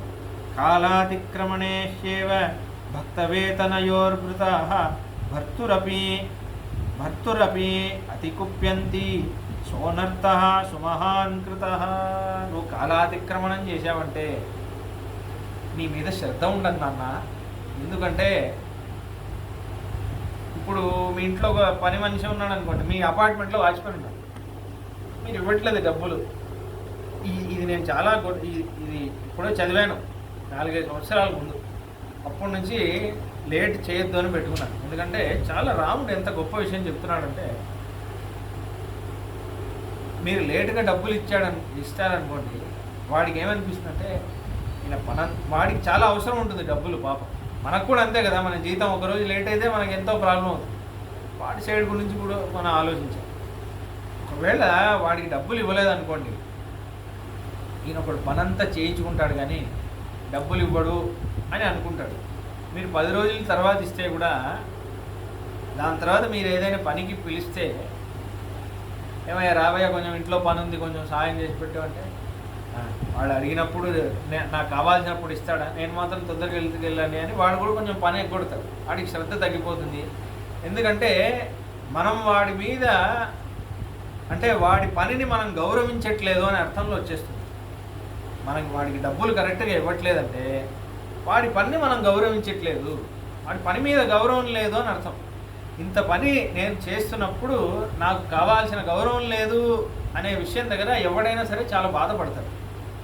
ఇప్పుడు పని మాత్రం చేయించుకుంటున్నాడు కానీ నాకు డబ్బులు ఇవ్వట్లేదే అని బాధపడతాడు. ఆ శ్రద్ధ వల్ల ఏమవుతుందంటే వాడు ఇంట్రెస్ట్ పోయి ఇంకా వాడు చాలా ఇదైపోతుంది. అందుకే మీరు చూడండి, శాలరీ దగ్గరే ఇంట్రెస్ట్ పోతుంది ఎవరికైనా. సాఫ్ట్వేర్లో కూడా చూడండి, కంపెనీ ఎందుకు మారుతారు? జీతం సరిపోకపోయినప్పుడే, కావాల్సినంత జీతం ఇవ్వనప్పుడే ఇంత పని చేసి వీళ్ళకి వేస్ట్, వేరే కంపెనీ మారిపోవడం బెటర్ అని అనిపిస్తుంది. కాబట్టి టైంకి ఇవ్వడం ఒకటి, దాని తర్వాత వాళ్ళకి కావాల్సిన జీతం ఇవ్వడం, ఇవన్నీ సరిగ్గా. ఇంకా మహారాజాకి అయితే చాలా గొప్ప ధర్మం, చేయాల్సిందే. ఇది మన ఇంట్లో కూడా మనం అనుష్ఠానంలోకి తేవాలి. అందరికీ ఆ సకాలంలో, మీరు రెంటింట్లో ఉంటున్నారు, రెంట్ కరెక్ట్గా ఇవ్వాలి. మిమ్మల్ని ఓనర్ బతిమలాడేటట్టు చేయకూడదు. అప్పుడే మర్యాద ఉంటుంది. ఏదైనా రిపేర్ ఉంది అని రేపు అడిగారు అనుకోండి ఓనర్, ఏమైనా నువ్వు టైంకి రెంట్ ఇవ్వగానే ఏంటి ఎక్కువ మాట్లాడుతున్నావు అంటారు. అవునా కదా? అక్కడే ఆ మర్యాద ఎంత ఉంటుందో ఆ పని టైంకి ఇవ్వడం వల్ల తెలుస్తుంది. స్టిచ్ ఇన్ టైం సేవ్స్ 9 అని అంటారు ఇంగ్లీష్లో. అంటే ఒక కుట్టు టైంకి కుడితే 9 కుట్లని అది సేవ్ చేస్తుంది. టైం కుట్టలేదనుకోండి, అది 9 కుట్లు వేయాల్సి వస్తుంది. తర్వాత ఒక కుట్ట వేసే ప్లేస్లో 9 కుట్లు వేయాల్సి వస్తుంది. కచ్చిత్ సర్వే రక్తాస్త్వాం కులపుత్రాః ప్రధానతః కచ్చిత్ ప్రాణాస్థ భారతేషు సంచజంతి సమాహితాః. ఎవరని నీ మంత్రులందరూ ఉన్నారే, వాళ్ళందరూ నిన్ను ప్రేమిస్తారా? నీ మీద ప్రీతి ఉందా వాళ్ళకి? నువ్వు చెప్పిన పని వాళ్ళు చేస్తున్నారు కరెక్టే, కానీ నువ్వంటే వ్యక్తిగతంగా ఇష్టపడతారు. ఇటువంటి ఆయన నాకు మహారాజా అవ్వడం నాకు ఎంత ఇష్టం, నాకెంత భాగ్యం, వాళ్ళకి అనిపించేటట్టేరా నీ ప్రవర్తన ఉంది. వాళ్ళు ఎంత ప్రీతి ఉండాలంటే, మహారాజా కోసం నేను నా ప్రాణం త్యాగం చేస్తాను అన్నట్టు వాళ్ళకి అనిపించాలరా.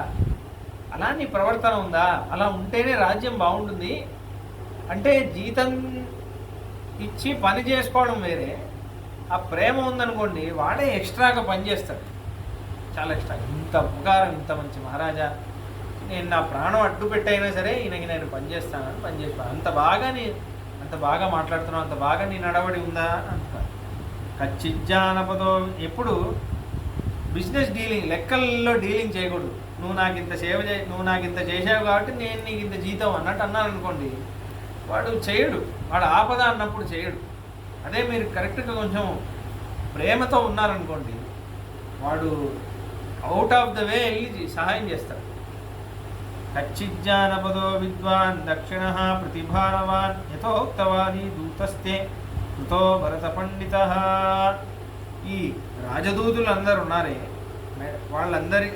ఎవడైతే రాజదూతుడు అంటే మెసెంజర్, ఈ రాజ్యం నుంచి ఆ రాజ్యానికి ఇన్ఫర్మేషన్ ఇచ్చేవాడు ఉంటాడు, వాడు పండితుడైనా, వాడు యథోక్తవాది అంటే నువ్వు ఏం చెప్పాలనుకున్నావో అదే చెప్తాడా, కొంచెం చిలవలు పలవలు చేసి కొంచెం ఎక్స్ట్రా మసాలా యాడ్ చేసి చెప్తాడా, నువ్వు ఏది చెప్పా అదే చెప్తున్నాడా, నువ్వు వాడు చెప్పడం వల్ల నీకు సమస్యలు సాల్వ్ అవుతున్నాయా ఇంకా సమస్యలు పెరుగుతున్నాయా, అటువంటి వాడినే పెట్టుకున్నావు కదా రాజదూతుడిగా.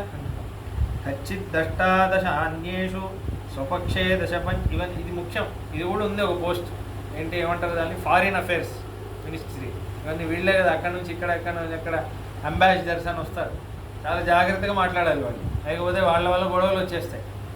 ఖచ్చిదష్టాశతాన్యేషు స్వపక్షే దశపంచజ త్రివిస్త్రివీర విజ్ఞాతైర్వేత్సి తీర్థాని చారకై.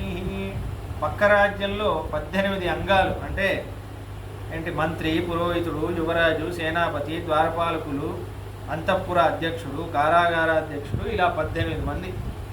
పక్క రాజ్యంలో 18 పోస్ట్స్ అన్నీ ఉన్నాయి కదా, పదవులు అన్నీ ఉన్నాయి. ఆ పదవుల్లో ఎవరుంటున్నారు, వాళ్ళు ఏమేం చేస్తున్నారు, ఆ రాజ్యంలో ఏమేమి డెసిషన్స్ అన్ని, ఆ సమాచారాలన్నీ వచ్చేటట్టు అన్నీ తెలుస్తున్నాయా, చుట్టూ ఉన్న రాజ్యాల్లో ఏమేమి జరుగుతున్నాయని తెలుసుకుంటున్నాం కదా. అలానే నీ రాజ్యంలో ఉన్న 15 అంటే వేరే రాజ్యాల్లో 18, నీ రాజ్యంలో 10. ఎందుకంటే మంత్రి, పురోహితులు, యువరాజు, ఈ 3 రాజాకు ఆల్రెడీ అవగాహన ఉంటుంది కాబట్టి మిగతావన్నీ, అంతఃపురాధ్యక్షుడు ఏం చేస్తున్నాడు, ట్రెజరీ ఏం చేస్తున్నాడు, ఫైనాన్స్ మినిస్టర్ ఏం చేస్తున్నాడు, ఈ డిపార్ట్మెంట్ ఆ డిపార్ట్మెంట్ ఏమో ఉంటాయి కదా, పోర్ట్ఫోలియోలు ఏమో ఉంటాయి, అవన్నీ కరెక్ట్గా వాళ్ళందరూ వీడు కరెక్ట్గా చేస్తున్నాడా, వాడు కరెక్ట్గా చేస్తున్నాడా అన్నీ చూస్తున్నావా, ఏదో వదిలేస్తున్నావా వాళ్ళని, ప్లానింగ్ కమిషన్ అవి ఉంటాయి ఏవో అన్నీ, ఆ డిపార్ట్మెంట్ ఈ డిపార్ట్మెంట్.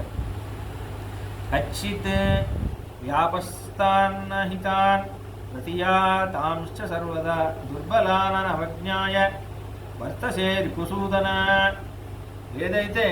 ఎవరైతే శత్రువుల్ని నువ్వు రాజ్యం నుంచి తీసేశావో వాళ్ళందరూ మళ్ళీ రాజ్యంలో నేను ఇప్పుడు మారిపోయానండి, నేను మళ్ళీ రాజ్యంలో వస్తానండి, నాకు ఆశ్రయం ఇవ్వండి అని వచ్చినప్పుడు వాళ్ళని కన్నేసి ఉంచుతున్నావా, మన అధీనంలోనే కదా పెడుతున్నావు, సరే అని వాడిని నెత్తి మీద ఎక్కించుకొని పెట్టుకున్నాం. ఇప్పుడు మన అందరూ అదే చేస్తున్నాం. ఈ రోహింగ్యా అది ఇది వాళ్ళని అనవసరంగా వాళ్ళకి ఆశ్రయం ఇచ్చేసి ఇవన్నీ గొడవలు అవుతున్నాయి కదా. ఇప్పుడు మళ్ళీ ఫెన్స్ చేశారు బెంగాల్లో. ఇవన్నీ నేషనల్ సెక్యూరిటీ మెజర్స్ ఇవన్నీ. కాబట్టి అవన్నీ చాలా జాగ్రత్తగా ఉండాలి. ధర్మశాస్త్రేషు ముఖ్యేషు విద్యమానేషు దుర్బుధాః బుద్ధిమాన్ వీక్షికీం ప్రాప్య నిరర్థం ప్రవదంతి తే. దాని తర్వాత కచ్చిన్న లోకాయతికాన్ బ్రాహ్మణాశ్చ ససేవసే అనర్థ కుశలాహ్యేతే బాలా పండితమానినః. బ్రాహ్మణుల్లో కూడా ఎవరైతే వేదం చదువుకొని అనుష్ఠానం అంతా వేదంలో చెప్పిన క్రియలు కూడా చేసే వాళ్ళ సావాసమే చేస్తున్నావు కదా, వాళ్ళనే ఎంటర్టైన్ చేస్తున్నావు కదా. కొంతమంది వేదం చదువుకుంటారు కానీ ఏం సంధ్యావందనం చేయరు, హోమాలు గేమాలు ఏం చేయవని అవన్నీ అక్కర్లేదని వాళ్ళు అంటారు. వాళ్ళు చేయరు, వేరే వాళ్ళని చేయరు. లౌకికమైన విషయాలన్నీ మాట్లాడుతూ వాళ్ళు బ్రాహ్మణ కులంలో ఉండాల్సిన వాళ్ళు ఎలా ఉండాలో అలా ఉండకుండా ఎలాగో ఉంటారు. ఏదేదో లౌకిక విషయాలన్నీ మాట్లాడుకుంటూ అలా ఉంటారు. అటువంటి వాళ్ళని నువ్వు ఎంటర్టైన్ చేయట్లేదు కదా. వాళ్ళ సాంగత్యంలో ఉంటే నువ్వు చెడిపోతావు నాన్న. ఎందుకంటే వాళ్ళు ఆల్రెడీ చెడిపోయారు. వాళ్ళ కుల వృత్తి గురించి వాళ్ళకి తెలియకపోవడం వల్లే ఇవన్నీ లౌకిక విషయాలన్నీ మాట్లాడి ఇవన్నీ అవసరం లేదు అని అంటారు. అటువంటి వాళ్ళు సావాసం అయితే నువ్వు చేయట్లేదు కదా, వాళ్ళతో కొంచెం దూరంగానే ఉండు అని అంటున్నాడు. బ్రాహ్మణులు నేర్చుకోవాలి ఈ విషయం. రాముడి నోటి నుంచి వచ్చిన మాట, బ్రాహ్మణుడు ఎలా ఉండాలి అని. ఒక బ్రాహ్మణుడు నువ్వు సంధ్యావందనం చేయొద్దు, నువ్వు హోమం చేయొద్దు, వాడు చేయడు, వేరే వాళ్ళకి ఉపదేశం చేస్తున్నాడంటే వాడిని వదిలేయాలి. అప్పుడే వాడు గురువు అవ్వలేడు, వాడిని వదిలేయాలి ముందు. దాని తర్వాత అంటున్నారు రాముడు, ధర్మశాస్త్రేషు ముఖ్యేషు విద్యమానేషు దుర్బుధాః బుద్ధిమాన్ వీక్షికీం ప్రాప్య నిరర్థం ప్రవదంతి తే. ఎందుకంటే నాన్న ఒకటి గుర్తుపెట్టుకోరా, ధర్మశాస్త్రాలు ఇవన్నీ ఇటు ధర్మశాస్త్రం మనకి మహర్షులు ఇచ్చారు. సాక్షాత్ భగవంతుడి నుంచే వేదం వచ్చింది. వేదంలో ఉన్న ధర్మాలనే మహర్షులందరూ మనకి ధర్మశాస్త్రం రూపంలో ఇచ్చారు. వాటిని వదిలేసి ఏదో ఇది చెయ్యి అది చెయ్యి లౌకిక విషయాలన్నీ వాళ్ళ బుద్ధితో వాళ్ళే సొంతంగా శాస్త్రంలో ఉన్న విషయం అంతా వదిలేసి నేను లాజిక్గా మాట్లాడతాను, నా బుద్ధి నేను కన్విన్స్ అయితే తప్ప నేను చేయను, ఇటువంటి వాళ్ళు మాట్లాడే బ్రాహ్మణులు ఉన్నారే, ఇది శాస్త్రంలో ఉంది, ఇలానే ఉంది, శాస్త్రంలో ఉన్నది మనం చేయాలి అని చెప్పే బ్రాహ్మణుడు కాకుండా ఎందుకు చేయాలి, నువ్వేమైనా చూసావా అని చెప్పి తన బుద్ధి పెట్టి స్వబుద్ధి పెట్టి ఆలోచించే వాళ్ళు ఉన్నారే, వాళ్ళందరూ వాళ్ళు నాశనం అవుతారు, నిన్ను నశింపజేస్తారు నాన్న, వాళ్ళతో కొంచెం దూరంగా ఉండు. వాళ్ళు ఎంత చదివినా ఎంత మాట్లాడినా అదంతా ప్రయోజనం లేని విషయం. కాబట్టి వాళ్ళు ఎలాగో ఎవరికి ప్రయోజనం లేకుండా ఉంటారు, నిన్ను కూడా అలానే చేసేస్తారు నాన్న, కాబట్టి నువ్వు వాళ్ళతో జాగ్రత్తగా ఉంటున్నావా అని అంటున్నా. వీరేర్ అద్యుషితాం పూర్వం అస్మాకం తాతపూర్వకైః సత్యనామాం దృఢద్వారాం హస్త్యశ్వరథ సంకులాం బ్రాహ్మణే క్షత్రియైర్వైశ్యై స్వకర్మనిరతైః సదా జితేంద్రియైర్మహోత్సాహైర్వృత్తామార్యైర్సహస్రశః ప్రాసాदैर्विविधाकारैर्वृतां వైద్యజనాకులాం కచ్చిత్ సముదితాం స్పీతాం అయోధ్యాం పరిరక్షసే. అయోధ్యను రక్షిస్తున్నావా? మన ఏనుగుల్ని గుర్రాలని ఏనుగు సైన్యం ఉందే వాటిని గుర్రాలని రథాలని వాటన్ని మెయింటెనెన్స్ అంతే బాగుందా? దాని తర్వాత ఎవరెవరు బ్రాహ్మణులు క్షత్రియులు వైశ్యులు మొదలైన వాళ్ళందరూ వాళ్ళ స్వధర్మాన్ని కరెక్ట్గా చేస్తున్నారా? చాలా ముఖ్యమైనది. వాళ్ళ స్వధర్మం వాళ్ళు కరెక్ట్గా చేస్తున్నారా? క్షత్రియుడు వాడి స్వధర్మం వాడు కరెక్ట్గా చేస్తున్నాడా? వైశ్యుడు వాడి స్వధర్మం వాడు కరెక్ట్గా చేస్తున్నాడా? జితేంద్రియైర్ మహోత్సాహైర్, అందరూ జితేంద్రియులు, ఇంద్రియం వాళ్ళ ఇంద్రియాల్లో వశపడే చేస్తున్నారా, లేకపోతే అన్నిటికీ వశమైపోయి అంత కష్టపడి ఇప్పుడు అంతా ఉన్నారు కూలీ పనులందరూ చేస్తున్నారు, చూస్తే చాలా కష్టం వేస్తుంది, పాపం ఇంత కష్టపడుతున్నారే, ఏదో డైలీ వేతనం ఏదో వస్తుంది రోజుకి ఇంత 1000 రూపాయలు చూస్తే రాత్రిపూట చూస్తే అవన్నీ ఆ కళ్ళు కాంపౌండ్లోనే ఇస్తారు. రోజంతా కష్టపడి మొత్తం ఆ మందుకే మొత్తం దార పోసేది ఏమాత్రం ప్రయోజనం లేకుండా ఆ కష్టం మొత్తం వ్యధా అయిపోతుంది. కాబట్టి అదిగా జితేంద్రుడిగా ఉండాలి, ధర్మం మీద ఉండాలి. ఇటువంటి వానికి లొంగి బానిసగా అవ్వకుండా ధర్మం మీదే ఆచరణ ఉండేటట్టే నీ రాజుకి భయపడి అలా ఉంటున్నావా? అలా ఉండేటట్టు చూసుకుంటున్నావా? వాళ్ళ పనుల మీద వాళ్ళకు ఉత్సాహం ఉంటుందా? వాడి జోడు బాగున్నాడు వీడి జోడు బాగున్నాడని వాళ్ళ పని కాకుండా వేరే పని బాగున్నాయని అనుకోకుండా వాళ్ళ పని మీదే వాళ్ళకి ఉత్సాహం కలిపేటట్టు వాళ్ళకి. ఎందుకంటే ఎప్పుడు అనిపిస్తుంది, నేను చేసే యొక్క పనికి సరియైన రాబడి రానప్పుడు పక్కన వాడికి వచ్చేటప్పుడు అలా అనిపిస్తుంది. అందరికీ సమంగా వాళ్ళకి కరెక్ట్గా వాళ్ళకి రావాల్సిన రాబడి అంతా కరెక్ట్గా వస్తుందా? ఆ ఉత్సాహంగా చేస్తున్నారా?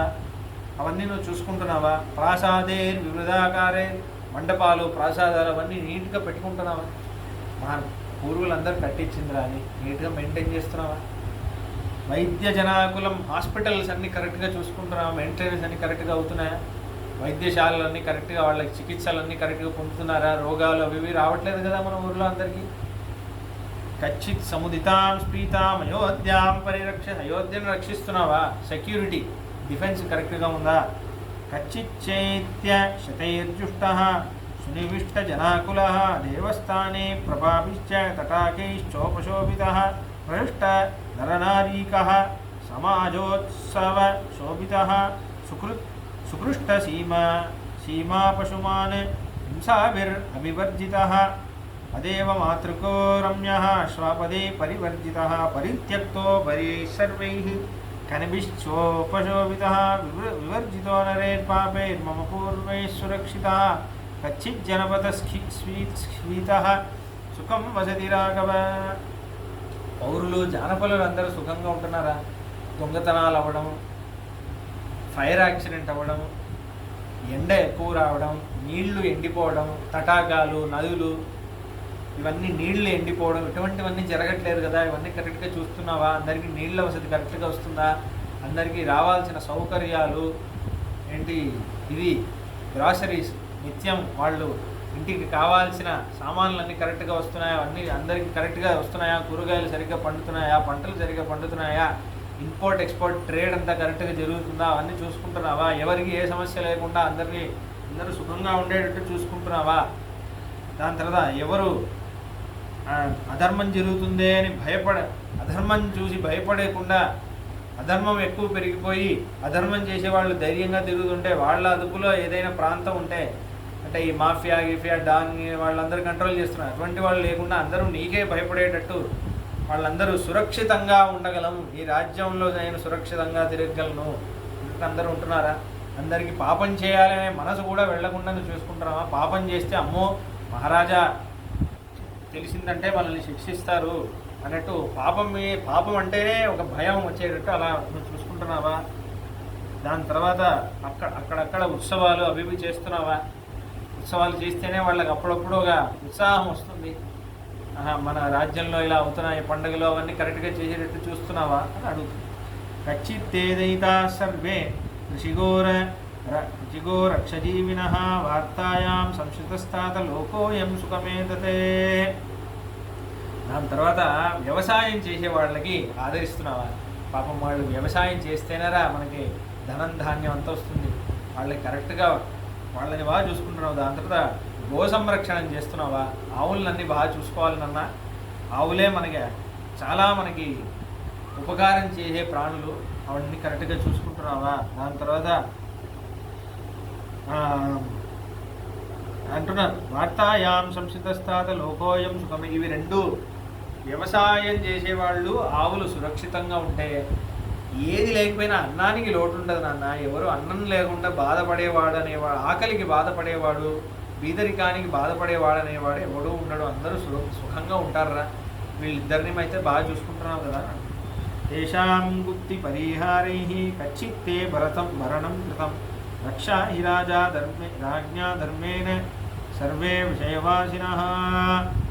దాని తర్వాత వైశ్యులు ఎవరైతే ఉన్నారో వాళ్ళందరూ ఒక్కొక్క వ్యాపారం చేసే వాళ్ళందరూ ఉంటున్నారు కదా, వాళ్ళందరికీ కరెక్ట్గా ఆ వ్యాపారం అది కరెక్ట్గా వాళ్ళకి రావాల్సిన ప్రాఫిట్ లాస్ అదంతా వస్తుంది. లాస్ వస్తే గవర్నమెంట్ కాంపెన్సేట్ చేయడం ఇవన్నీ చేస్తున్నావా. ఎందుకంటే వాళ్ళేరా మన జీడిపి వాళ్ళ వల్లే కదా రైజ్ అవుతుంది, బిజినెస్ ఎకానమీ ట్రేడ్ వల్లే కదా రైజ్ అవుతుంది, అవన్నీ వాళ్ళ వల్లే వస్తుంది. కాబట్టి అవన్నీ కరెక్ట్గా అవుతున్నావా, వాళ్ళని ఆదరిస్తున్నావా అని అడుగుతుంది. దాని తర్వాత కచ్చిత్ శ్రియస్సాంత్వయసే కచ్చిత్ దాస్తే సురక్షిత కచ్చిన్న శ్రద్ధయాస్యాం కచ్చిత్ గుహ్యం న భాషసే. ఆడవాళ్ళు సురక్షితంగా ఉంటున్నారా, వాళ్ళందరూ నిర్భయంగా తిరగగలుగుతున్నారా. దాని తర్వాత నువ్వు మాట్లాడే రాజతంత్రాలన్నీ ఉన్నాయి, అది ఆడవాళ్ళ ముందైతే నువ్వు మాట్లాడట్లేదు కదా అని ఒక విషయం అంటున్నాడు.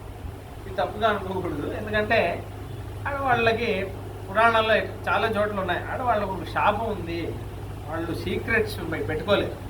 జీవితంలో ఎవరికో ఒకసారి చెప్పేస్తారు, వాళ్ళకి ఏదో ఒక బాధ కలిగినప్పుడు ఎవరో దగ్గర చెప్పుకోవాలి అనిపించినప్పుడు చెప్పేస్తారు. కాబట్టి అలా రాజతంత్రం ఇవన్నీ చాలా కాన్ఫిడెన్షియల్ విషయాలు కదా. కాబట్టి ఆడవాళ్ళ ముందైతే నువ్వు మాట్లాడట్లేదు కదా, చాలా జాగ్రత్త పడుతున్నావా అని అంటున్నాను. దాని తర్వాత కచ్చిన్నాగవనం గుప్తం కచ్చిత్తే సంతి ధేనుకాః కచ్చిన్న గణికాశ్వానాం కుంజరాణాం శతృప్యసి. మంచి వనాలన్నీ ఉన్నాయా, చెట్లన్నీ కొట్టేయడం అట్లాంటివన్నీ చేయట్లేదు కదా. ఎందుకంటే ఆవులు, గుర్రాలు, ఏనుగులు ఇవన్నీ ఆహారం అక్కడి నుంచి వస్తాయి నాన్న, మనకు కూడా నీడ అవన్నీ వస్తుంది. కాబట్టి చెట్లన్నీ ఉండేటట్టు చూసుకుంటున్నావా. అక్కడక్కడ నీడ, ఎంత నీడ ఉండాలో అవన్నీ చూసుకుంటున్నావా. ఎంత రాజ్యం ఉందో దానికి ఆల్మోస్ట్ 2 times ఉండాలి గ్రీనరీ, అంటేనే ఆ రాజ్యం బాగుంటుంది. ఇక్కడ ఇప్పుడు మనకి సమస్య వచ్చిందే దానివల్ల. ఎండ వస్తే వర్షం ఎందుకు పడట్లేదు అంటే ఎక్కడ చూసినా చెట్ల యొక్క మహత్యం మనకి తెలియట్లేదు. భూమిలో నీళ్లు ఉండట్లేదండి అంటే చెట్లు ఉంటేనే నీళ్లు ఉంటాయి. బోరింగ్ వేస్తే నీళ్ళు రావు. అక్కడ నువ్వు ఎంత వేసినా అక్కడ ఒక చెట్టు ఉందంటే చెట్టే హోల్డ్ చేస్తుంది భూమిలో నీళ్ళని. ఆ చెట్టు నువ్వు కొట్టేస్తున్నావు. ఒక చెట్టు పెరగాలంటే 100 సంవత్సరాలు 1000 సంవత్సరాలు అవుతుంది. ఆ మిలిటరీ ఏరియా వెళ్ళి చూడండి, ఒక్కొక్క చెట్టు 1000 ఏళ్ళ పురాతనమైన చెట్లు. వాళ్ళు ఏం పిచ్చోళ్ళ ఏంటి అవన్నీ మెయింటైన్ చేయడానికి. అందుకే అక్కడ అంత చల్లదనం అంత సురక్షితంగా ఉంది. కాబట్టి అవన్నీ కరెక్ట్గా చూస్తున్నావా? కచ్చిత్ దర్శయసే నిత్యం మానుషానాం విభూషణం భూషితం ఉత్థాయోత్థాయ పూర్వాన్నే రాజపుత్ర మహాపతే. నువ్వు పొద్దునే లేచి వస్త్రాభూషణలన్నీ చేసి నగరంలో, అయోధ్య నగరంలో అందరికీ కనిపిస్తున్నావు కదా. ఎప్పుడు రాజ్యం లోపలే ఉంటున్నావా? అందరికీ దర్శనం ఇవ్వాలి. అప్పుడప్పుడు నీవు పదవిలో, ఇప్పుడు అందరూ చూడండి, పదవి ఎలక్షన్ ఉందన్నప్పుడు వస్తారు.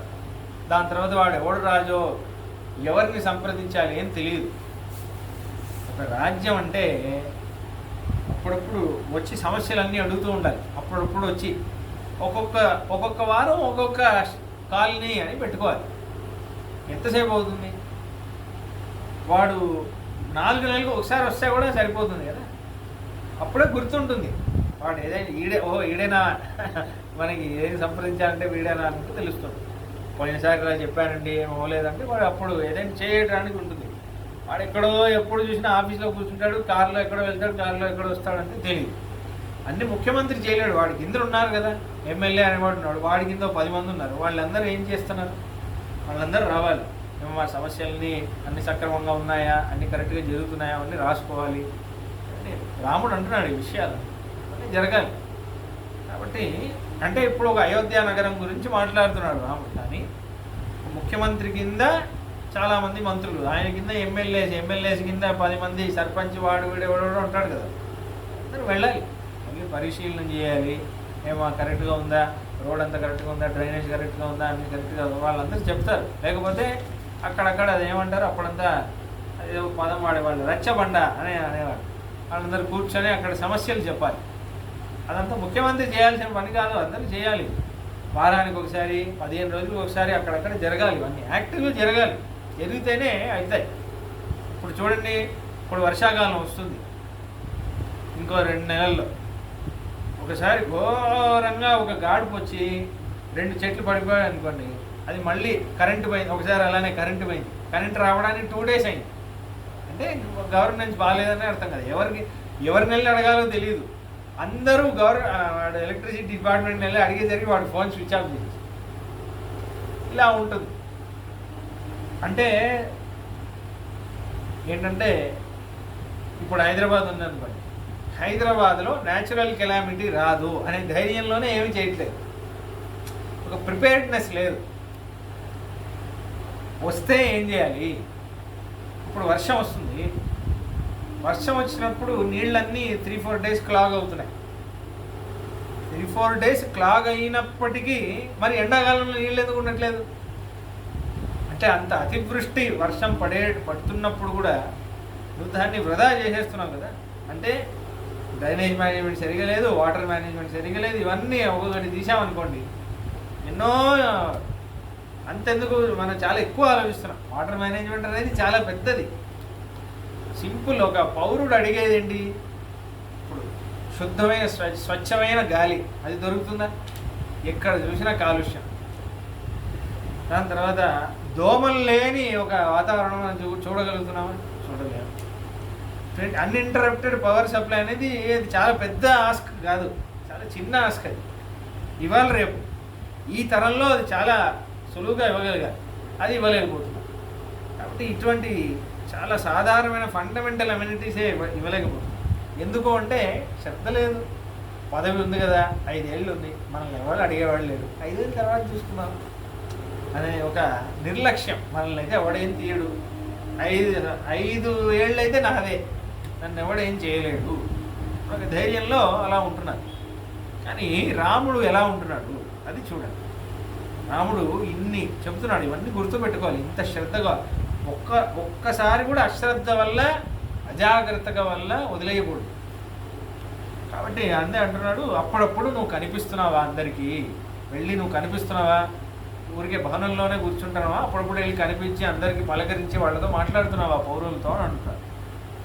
కంచిత్ దుర్గాని సర్వాణి ధనధాన్యాయుధోదకై యంత్రైశ్చ ప్రతిపూర్ణాని తథా శిల్పి ధనుర్ధరై. నువ్వు ఏదైతే సీక్రెట్స్ అన్నీ ఉన్నాయే, ధనధాన్యాలన్నీ దుర్గం అంటారు. అస్త్రాలు శస్త్రాలు, దాని తర్వాత మెషిన్స్, యంత్రాలు అవన్నీ ఉన్నాయి. అవన్నీ కరెక్ట్గా జరుగుతున్నాయా? అవన్నీ ఇంకా కరెక్ట్గా ఉన్నాయి? ఏం దొంగతనం ఏం అవ్వట్లేదు? లెక్కలన్నీ కరెక్ట్గా ఉన్నాయి? అవన్నీ చూస్తున్నావా? దాని తర్వాత అంటే దానికి కూడా సెక్యూరిటీ ఉండాలి.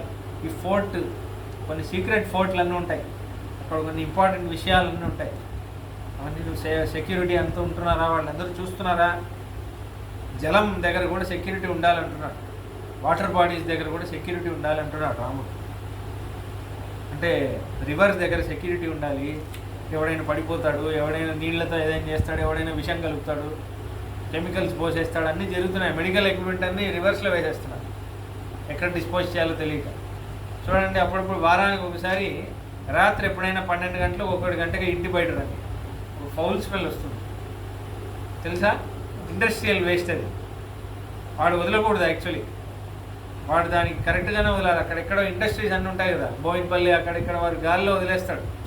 ఎందుకంటే వాడికి గాల్లో వదిలేయడం ఈజీ. వాడు గవర్నమెంట్లో ఏదో లంచం ఇచ్చేస్తాడు, వాడు ఏం అడగడు, వదిలేస్తాడు. గాల్లో వదలకూడదు యాక్చువల్లీ, అగెయిన్స్ట్ ఎన్విరాన్మెంట్. కేసు వేయచ్చు వాడి మీద, కానీ వేసినప్పుడు పట్టించుకోడు. దానికి వదలడానికి కానీ ఒక మెకానిజం ఉంది కాబట్టి అదంతా. కాబట్టి అలా ఇవన్నీ చూస్తున్నావా? నీళ్లు కలుషితం అవ్వట్లేదు కదా, వాతావరణం కలుషితం అవ్వట్లేదు కదా, అవన్నీ చూడడానికి అక్కడక్కడ సైనికులు, పోలీస్ ఫోర్స్ అందరూ యాక్చువల్లీ గల్లీకి 2 ఉండాలి పోలీసు వాళ్ళు శాస్త్రం ప్రకారం. అందుకే ఎవడు భయపడట్లేదు. చూడండి, అక్కడక్కడ ఖాళీ కూర్చుంటున్నారు, ఎవడు పని చేయట్లేదు, సోమరిగా ఉంటున్నాడు. రోడ్లోనే ఇంట్లో ఉన్న గొడవ రోడ్లో చేస్తున్నారు, ఆడవాళ్ళని కొడుతున్నారు. ఇక్కడే జరుగుతుంది, ఈ గల్లీలోనే జరుగుతుంది. నేను ఏదో మాట్లాడట్లేదు. ఇక్కడ నుంచి గుడికి వెళ్ళేటప్పుడు నాకు ఎన్ని కనిపిస్తాయో. ఎందుకు? ఒక భయం లేదు, ఎవడు మనల్ని ఏం చేస్తాడు అన్నట్టు. కానీ పోలీస్ సిబ్బంది సరిపోదు. అంటే రాజ్యంలో ఉన్న పౌరులందరూ భయపడడానికి నీ అధీనంలో ఉండి నువ్వు చెప్పే వ్యవస్థ వినేటట్టు ఉండాలంటే దానికి తగిన సిబ్బంది ఉండాలి. దాంతో దేవతార్థే చ పిత్రార్థే బ్రాహ్మణాభ్యాగతేషు చ యోధేషు మిత్రవర్గేషు కచ్చిత్ గచ్చతి తేభ్యః. నువ్వు మన బ్రాహ్మణులకి, యోధులకి, మిత్రులకి, దేవతలకి, పితరులకి, వీళ్ళకి కావాల్సినవి అప్పుడప్పుడు ధనం ఖర్చు చేయవలసి ఉంటుంది. బ్రాహ్మణులు ఏదైనా యాగం చేయాలంటే చేయించాలి. అటువంటివన్నీ కరెక్ట్గా ఖర్చు పెడుతున్నావా? కొన్ని ఖర్చులు చేయాలరా, అవన్నీ కరెక్ట్గా చేస్తున్నావా? డిఫెన్స్ కొంచెం కొద్ది కొనాలి. ఒక్కొక్కసారి రఫేల్ ఏవో అంటున్నారు కదా, ఏరోప్లేన్ కొనాలి, అది కొనాలి, అవన్నీ కొంటున్నావా? ఖర్చు చేయవలసి ఉంటుందన్న. యుద్ధులకు ఒక్కొక్కసారి వాళ్ళకి కావాల్సిన ఎక్విప్మెంట్ ఉంటుంది. దాని తర్వాత పౌరులకి, కార్మికులకి వాళ్ళకి కావాల్సిన సువిధలన్నీ చేసి పెడుతున్నావా? అక్కడంతా డబ్బులు ఖర్చు చేయాలి. అవన్నీ ఖర్చు చేస్తున్నావు కదా, డబ్బులు లేదు అనేస్తున్నావా? కచ్చిదార్యోపి శుద్ధాత్మ క్షారితశ్చాపకర్మణ అదృష్టశాస్త్రకుశలైర్ నలోపాత్ బధ్యతే శుచి. నువ్వు ఏదైతే నీ రాజ్యంలో అమాయకుడి మీద ఒక కుట్ర పన్నాడనే దోషం వస్తే నువ్వు సరిగా ఏమాత్రం పరిశీలన చేయకుండా, విచారించకుండా వాడికి శిక్షించేస్తున్నావా? దోషం చేసిన వాడిని నిర్దోషి అని వదిలేస్తున్నావా? ఇట్లాంటివన్నీ చేయట్లేదు కదా. ఎవరికి కరెక్ట్గా శిక్ష ఇవ్వాలో ఆలోచించి కరెక్ట్గా పరిశీలన చేసేస్తున్నావు కదా అన్నట్టు. గృహీతైశ్చైవ పృష్టశ్చ కాలే దృష్ట సకారణ కచ్చిన్న ముచ్యతే చోరో ధనలోవాన్నరషభ. అయితే ఎవడైతే దొంగతనం చేసి పట్టుబడ్డాడు వాడిని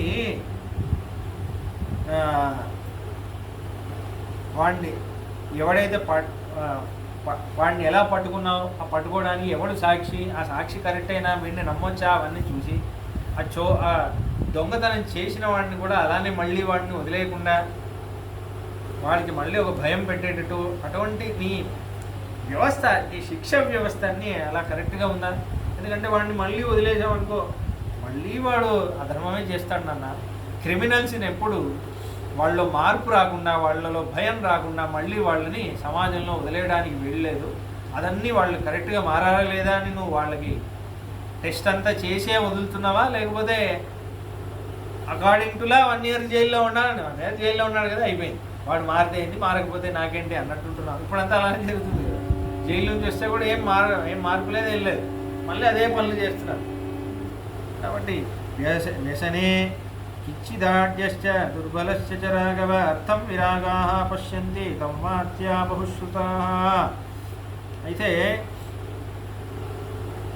రాముడు అంటున్నాడు, చాలా అర్థమైన విషయం ఇది. ఏంటి, ఈ రాజ్యంలో పేదవాళ్ళకి డబ్బున్న వాళ్ళకి గొడవలు అవ్వట్లేదు కదా. డబ్బున్న వాళ్ళు ఒక్కొక్కసారి కొంచెం అహంకారంగా మాట్లాడతారు. ఏంట్రా నా ముందేను అంటావా అని. అలానే వీడు కూడా డబ్బు లేని వాడు ఒక్కొక్కసారి ఉద్యమం చేయాలని చేయడం. ఇటువంటి గొడవలన్నీ నువ్వు రాకుండా చూసుకుంటున్నావా? చాలా ముఖ్యం రా. ఈ గొడవలన్నీ వస్తే గుంపులుగా విడిపోతారు. వాళ్ళని వీడు అటాక్ చేయడం, వీళ్ళని అలా అయిపోతుంది. రాజ్యంలో రైట్స్ అన్నీ అవుతాయి. అటువంటి జరగకుండా అందరు నీ మాట వినాలి. నువ్వు వాడు చెప్పేది వీడు వినడం, ఒకడిని శాసించడం కాదు, అందరినీ నువ్వే శాసించాలి. నీ కంట్రోల్లో అన్నీ ఉండాలి. అలా నువ్వు ఉంటున్నావు కదా. యా నిమిత్యా విశస్తానాం పతంతి అశ్రూని రాఘవ తాని పుత్ర పశూన్ వినంతి ప్రీత్యర్థం అనుశాసత. అయితే ఎవరైనా నిరపరాధిగా ఉన్నప్పుడు కూడా వాళ్ళకి, ఒకటి నిరపరాధిగా ఏ నేరం చేయని వాడికి ఎప్పుడైనా మనం శిక్ష ఇచ్చామనుకో, వాడు శిక్ష ఇచ్చాడు, నేను ఏ దోషం చేయకపోయినా ఈ రాజా నన్ను శిక్షించాడు అని అటువంటి నిర్దోషి కంట నుంచి కంటదడి పడిందంటే రాజ్యం నశించిపోతుంది నాన్న. మంచివాడు ఏడిస్తే దేవతలు శాపం ఇచ్చేస్తారు. మంచి వాళ్ళ జోలికి మనం వెళ్ళకూడదు. వాళ్ళని కాపాడడం మన కర్తవ్యం. కాబట్టి వాళ్ళకి కరెక్ట్గా వాళ్ళకి కావాల్సిన భద్రతను ఇస్తున్నావా? కుట్ర చేసిన వాళ్ళనే నువ్వు శిక్షిస్తున్నావా అంటున్నారు. జరుగుతుంది ఇదంతా, దగ్గరుండి చేయిస్తున్నారు. కచ్చిత్ వృద్ధాంశ్చ బాలాంశ్చ వైద్యాన్ ముఖ్యాంశ్చ రాఘవ దానేన మనసా వాచ విభిరేతైర్భూషసే. అయితే నువ్వు చిన్నపిల్లల్ని, పెద్దవాళ్ళని, వైద్యుల్ని, వాళ్ళందరితో మధురంగా మాట్లాడుతున్నావా? చిన్నపిల్లలతో వాళ్ళకి తగినట్టు మాట్లాడాలి, వాళ్ళకి ఎంకరేజ్మెంట్ ఇవ్వాలి.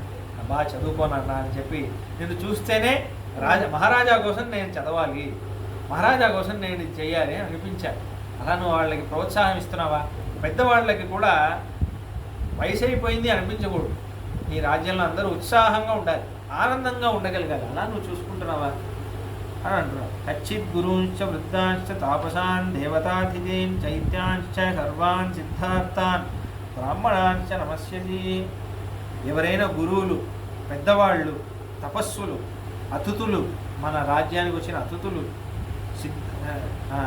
ఎవరైనా సిద్ధ పురుషులు, వీళ్ళందరినీ వాళ్ళకి కావాల్సిన గౌరవం అంతా ఇచ్చి వాళ్ళని ఆదరంతో చూస్తున్నావా? ఎవరైనా రాజ్యంతో వస్తే వాళ్ళని ఆదరిస్తున్నావా? కచ్చిదర్థేన వా ధర్మం అర్థం ధర్మేణ వా పునః ఉభౌవా ప్రతిలోభేన కామేన విభాదసే. అన్న ఒక్కొక్కసారి ఏమవుతుందంటే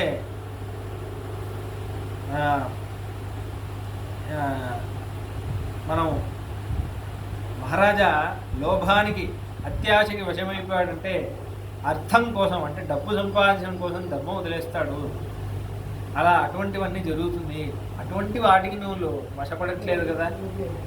నీ అర్థమైన కామైనా సరే అది ధర్మబద్ధంగా ఉండాలి, ధార్మికంగా ఉండాలి. ధార్మికంగా సంపాదించబడిన అర్థం, ధనం, ధార్మికంగా సంపాదించబడిన ఆశలు మొదలైనవి అలానే ఉంటున్నావు కదా. కచ్చిదర్థం చ కామం చ ధర్మం చ ఏతాంవర విభజ్యకాలే కాలజ్ఞ సర్వాన్వరద సేవసే. ఒక రోజులో పొద్దున తెల్లవారుజాము అనేది ధర్మానికి నాన్న, దేవపూజనం, మన ధర్మాన్ని స్వకర్మానుష్ఠానానికి. దాని తర్వాత తెల్లవారుజాము అయ్యాక నువ్వు అర్థం, నువ్వు ఏవేది సంపాదించాలో, ఏదేది నువ్వు ప్రయాసపడాలో, జీవితంలో నువ్వు ఏదేది పొందాలో అటువంటికి నీ రోజంతా నువ్వు దానికోసం గడపాలి. మళ్ళీ రాత్రి నీకు నచ్చినవన్నీ, నీకేదేది ఇష్టమో, కాసేపు భార్యతో మాట్లాడడం ఇష్టమా, కాసేపు ఏదైనా పుస్తకం చదవడం ఇష్టమా, కాసేపు ఏదైనా పార్కులో కూర్చోవడం ఇష్టమా, అటువంటివన్నీ రాత్రి సాయంకాలం వేళ చేయాలన్నా ఆ టైం ఆ వ్యవస్థలోనే చేస్తున్నావా?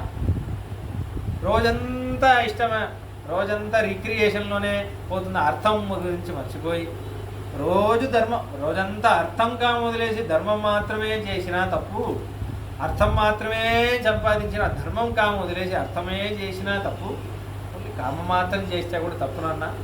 ఒక రోజుని కరెక్ట్గా విభజనం చేసి అవన్నీ నువ్వు కరెక్ట్గా అలానే నీ దినచర్య అలానే ఉందా అని అంటున్నా. కచ్చిత్తే బ్రాహ్మణా శర్మ సర్వశాస్త్రార్థకోవిదా ఆశంసంతే మహాప్రాజ్ఞ పౌరజానపదై సహా. అయితే నువ్వు రాజ్యంలో ఉండగా ప్రతిరోజు నీకోసం నీ ఊర్లో ఉన్న వాళ్ళందరూ మా మహారాజా గారు బాగుండాలి, ఇంత మంచి మహారాజా గారు, ఈయన 100 ఏళ్ళు ఇలానే చల్లగా ఉండాలి అని నీకోసం వాళ్ళు ప్రార్థించేటట్టు నువ్వు ఉంటున్నావా? నీకోసం వాళ్ళు ప్రతిరోజు పొద్దున్న లేవగానే వాళ్ళ ఇంట్లో ఉన్న ఫ్యామిలీ మెంబర్స్ కోసం ప్రార్థించే భాగంలో నీ గురించి కూడా వాళ్ళు ప్రార్థించారు. అలానే ఉంటున్నావా? నాస్తిక్యం అనృతం క్రోధం ప్రమాదం దీర్ఘసూత్రతాం అదర్శనం జ్ఞాతవతాం ఆలస్యం పంచవృత్తితం. నాస్తిక్యం దేవుడి మీద వేదం మీద విశ్వాసం లేకపోవడం, అనృతం అబద్ధం చెప్పడం, క్రోధం ఊరికే కోపం రావడం, దీర్ఘసూత్రతం చాలా సోమని వాళ్ళలా ఉండడం, అదర్శనం ఎవరికి కనిపించకుండా ఎప్పుడు ఆ ఛాంబర్ లోపలే కూర్చొని ఉండడం, ఆలస్యం లేటుగా పనిచేయడం, ఇచ్చిన మాటని కాపాడుకోకుండా లేటుగా చేయడం, ఇవన్నీ రాజకీయ నాశనం తెచ్చిపెడుతుంది అంటున్నారు. ఏకచింతనమర్థానాం అనర్థయజ్ఞైశ్చ మంత్రణం. నువ్వే అర్థం గురించి డబ్బులు ఎలా సంపాదించాలని నువ్వే ఆలోచించి ఎవరికి చెప్పకుండా, మంత్రులకి నీకు ఒక కోఆర్డినేషనే లేకుండా అలానూ ఉండకుండా, నిశ్చితారంభనం మంత్రస్య పరిరక్షణం మంగళాద్య ప్రయోగం చ ప్రత్యుత్తరం చ సర్వదా కచ్చించ వర్ధయస్తేషాన్ రాజదోషాన్. అలా 14 దోషాలు చెప్తున్నాడు. ఇవన్నీ దోషాలు. దాని తర్వాత దశపంచ చతుర్వర్గాన్ సప్తవర్గం చ తత్వతః అష్టవర్గం త్రివర్గం చ విద్యాస్తిస్త్రశ్చ రాఘవ. అష్టవర్గం బాగుందా, త్రివర్గం బాగుందా, సప్తవర్గం బాగుందా అని అంటున్నారు. అంటే ఏంటంటే ఇది అలా ఉన్నాయి కొన్ని. అంటే ఏంటంటే వాటర్లో కావాల్సినవి 2 డిపార్ట్మెంట్స్ అలా అవన్నీ దాని తర్వాత చతుర్వర్గం అంటే సామధాన భేదదండం అనేది ఇది. దాని తర్వాత సప్తవర్గం అంటే రాజా, మంత్రి, రాష్ట్రం, భవనం, ఖజానా, సేన, మిత్రవర్గం, ఇవన్నీ కలిపితే 7. ఇలా సప్తవర్గం బాగుందా, త్రివర్గం బాగుందా అని అంటున్నాడు. ఇంద్రియాణం జయం కృత్వా షాట్గుణ్యం దైవమానుషం కృత్యం 20 వర్గం చ తథా ప్రకృతిమండలం యాత్రాదండ విధానం చ ద్వియోని సంధి విగ్రహౌ కచ్చిదేతాన్ మహాప్రాజ్ఞ యథావత్ అనుమన్యసే. కాబట్టి ఇవన్నీ నువ్వు కరెక్ట్గా చేస్తున్నావా? మంత్రివిశ్వం యథోత్తిష్టం చతుర్భిరేవ చ కచ్చిత్ సమస్తైర్యస్తైర్చ మంత్రం మంత్రయసే బుధ. కాబట్టి నువ్వు నీతిశాస్త్రాన్ని చదువుకుంటున్నావా? నీతిశాస్త్రానికి అనుసారంగానే నీ శిక్ష, నువ్వు ఇచ్చే శిక్ష, నీ గవర్నెన్స్ అంతా దానికి తగినట్టే ఉందా? లేకపోతే వాటి నీకు సలహా ఇచ్చేవాళ్ళు కూడా నీతి శాస్త్రంలో ఎలా ఉంది అని ప్రామాణికంగానే ఇస్తున్నారా, నాకు ఇలా అనిపిస్తుంది అని ఇస్తున్నారా? వాళ్ళ అభిప్రాయాలను తీసుకోవద్దు. శాస్త్రంలో ఉన్నది అని వాళ్ళు చెప్పగలిగే వాళ్ళు అటువంటి అభిప్రాయమే తీసుకోవాలి.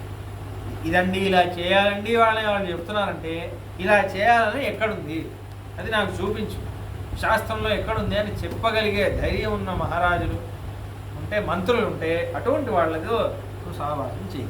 కచ్చిత్తే సఫలా వేదా, కచ్చిత్తే సఫలా క్రియా, కచ్చిత్తే సఫలాధారా, కచ్చిత్తే సఫలం శృతం. నువ్వు చదువుకున్న వేదం సఫలీకృతమైందా? నువ్వు చేసే క్రియలన్నీ సఫలీకృతం అవుతోందా? నిన్ను పెళ్లి చేసుకున్నందుకు నీ భార్య సుఖంగా ఉందా? నువ్వు విన్న ధర్మశాస్త్రాలన్నీ సఫలీకృతం అయ్యింది అని నువ్వు అనుకుంటున్నావా అని అంటున్నాడు. అంటే ఏంటి? ఇవన్నీ చదువుకున్నావు బ్రహ్మచర్యంలో, చిన్నపిల్లవాడు ఇప్పుడు నువ్వు మహారాజా అయ్యావు, గృహస్థుడు అయ్యావు, ఒక ఫ్యామిలీ మ్యాన్ అయ్యావు, ఒక రాజా అయ్యావు. అవన్నీ ఇప్పుడు ఇంప్లిమెంట్ చేయాల్సిన స్టేజ్. బ్రహ్మచారిగా ఉన్నప్పుడు అన్నీ నేర్చుకోవాలి. అవన్నీ ప్రాక్టికల్గా ఎప్పుడు ఇంప్లిమెంట్ చేస్తాం? ఫ్యామిలీ మ్యాన్ అయినప్పుడు అవన్నీ అయినాం. అవన్నీ నువ్వు కరెక్ట్గా చేస్తున్నావా? కచ్చిద్దేశైవ తే బుద్ధి యథోక్త మమ రాఘవ ఆయుష్యాజ యశస్యాజ కర్మకామార్థ సంహిత. అన్నా భరత, నేను ఏదైతే నేను అన్నానో ఇవన్నీ నీ మనసులో నీ బుద్ధిలో నిశ్చితంగా గుర్తున్నాయి కదా. ఎందుకంటే నేను ఏదైతే ప్రశ్నలన్నీ అడిగానో ఒక మహారాజా అనేవాడు పదే పదే ఇవన్నీ ఆలోచిస్తూ ఉండాలిరా. ఆలోచిస్తూ ఉంటేనే వాడి ధర్మం పెరుగుతుంది, వాడికి అర్థకామ సిద్ధి ఏర్పడుతుంది. దానివల్ల వాడు యశస్సు, వాడికి కీర్తి పెరుగుతుంది. కీర్తి పెరగడం వల్ల వాడికి అందరూ ఆశీర్వాదం చేస్తారు. చేయడం వల్ల వాడికి ఆయువు పెరుగుతుంది. కాబట్టి ఒక మహారాజా బాగుండాలంటే ప్రతి ఊరికే నేను చెప్పి ఈ ప్రశ్నలన్నీ అడిగానే, ఈ ధర్మాలన్నీ మళ్ళీ మళ్ళీ మళ్ళీ మళ్ళీ ప్రతిరోజు నువ్వు ఆలోచించాల్సి ఉంటుంది. యాం వృత్తిం, దాని తర్వాత అంటున్నాడు చాలా అందమైన మాట. ఇదే లాస్ట్ది. యాం వృత్తిం వర్తతే తాతో యాం చన ప్రపితామహ తాం వృత్తిం వర్తసే కచ్చిత్ యాచ సత్పథఘా శుభా. ఎంత అందమైన శ్లోకం గుర్తుపెట్టుకోవాలి. మన నాన్నగారు ఏ మార్గంలో వెళ్ళారో, మన పూర్వులు ఏ మార్గంలో వెళ్ళారో అదే మార్గంలోనే వెళ్తున్నావు కదా. నువ్వు కొత్తగా నేను ఒక మార్గం సృష్టిస్తాను, నేను ఒక సంప్రదాయం సృష్టిస్తాను అని కొత్త మార్గంలో నువ్వు వెళ్తున్నావా? చాలా అందమైన విషయం సంప్రదాయం అన్న విషయం. మన ఆచార్యులు, మన పూర్వాచార్యులు ఇచ్చిన సంప్రదాయంలో వెళ్ళాలి. మన రామానుజ సంప్రదాయంలో వెళ్ళాలి. నాకు ఇలా అనిపిస్తుంది, నేను కొత్తది ప్రారంభిస్తానని వెళ్ళకూడదు, ఇలా చేయకూడదు. ఇది రాముడికి చాలా ముఖ్యం. రాముడు వనవాసం వెళ్ళేటప్పుడు కూడా చూశాను. కౌసల్యమ్మ నువ్వు వెళ్ళొద్దు నాన్న వనవాసానికి అంటే రాముడు ఇదే అంటున్నాడు, గతో మార్గోను గమ్యతే అంటాడు. అమ్మ నేనేం కొత్త ధర్మం ఏం చేయట్లేదు కదా, మన పూర్వులు వెళ్ళిన మార్గంలో వెళ్తున్నాను అని 4-5 ఎగ్జాంపుల్స్ ఇస్తున్నాడు. కండు మహర్షి, పరశురాముడు, ఇవన్నీ ఎగ్జాంపుల్స్ అన్ని ఇస్తున్నాడు. వీళ్ళందరూ చేసిన ధర్మమే నేను చేస్తున్నానమ్మా, నేను కొత్తగా ఒక ధర్మం సృష్టించట్లేదు, పూర్వులు వెళ్ళిన మార్గంలో వెళ్తున్నాను. కాబట్టి ఒక మహారాజా అనేవాడు కూడా మన సంప్రదాయంలో వెళ్ళాడు. రాముడు అంటున్నాడు యాచ సత్పథఘా శుభ. అదే నా సత్పథం, మంచి పథం, మంచి మార్గం, అదే శుభమైన మార్గం. అంటే నీకు శుభమే ఏర్పడుతుంది, నీకు అమంగళం, నువ్వు కింద పడిపోవు. నువ్వు పెద్దలు వెళ్ళిన మార్గంలో వెళితే నువ్వు కింద పడవు, నీకు పతనం ఏర్పడదు. ఎందుకంటే వాళ్ళు మనకు ఒక మంచి మార్గం వేసిచ్చారు. మన పెద్దలు వెళ్ళిన మార్గంలో వెళ్ళడం, వాళ్ళు ఏమేమి అనుష్ఠానం చేశారు, వాళ్ళు ఏమేమి ఆచరించారు, వాళ్ళ ఆచరణకి తగినట్టుగా నువ్వు వెళ్ళడం. కాబట్టి యాం వృత్తిం వర్తతే, వాళ్ళు మన పూర్వులు ఏ మార్గంలో వెళ్తున్నావు మార్గంలోనే వెళ్తున్నావు కదా అంటున్నారు. లాస్ట్గా సారాంశం అదే. కచ్చిత్ స్వాదుకృతం భోజ్యం మేకో నాశ్నాసి రాఘవ కచ్చిదాశం సమానేభ్యో మిత్రేభ్య సంప్రయిష్యసి. ఏదైనా చాలా రుచికరమైన ఏదైనా భోజనం వండితే అందరితో పంచుకొనే తింటున్నావు కదా, వీళ్ళందరికీ ఎందుకు ఇవ్వాలి, నువ్వే ఏకాంతంగా తినేస్తున్నావా? ఒక మంచి విషయం అందరితో పంచుకోవాలి నాన్న, అందరితో పంచుకుంటున్నావు కదా, ఇంట్లో వాళ్ళందరికీ ఇస్తున్నావా, మిత్రులందరికీ ఇచ్చి తింటున్నావా?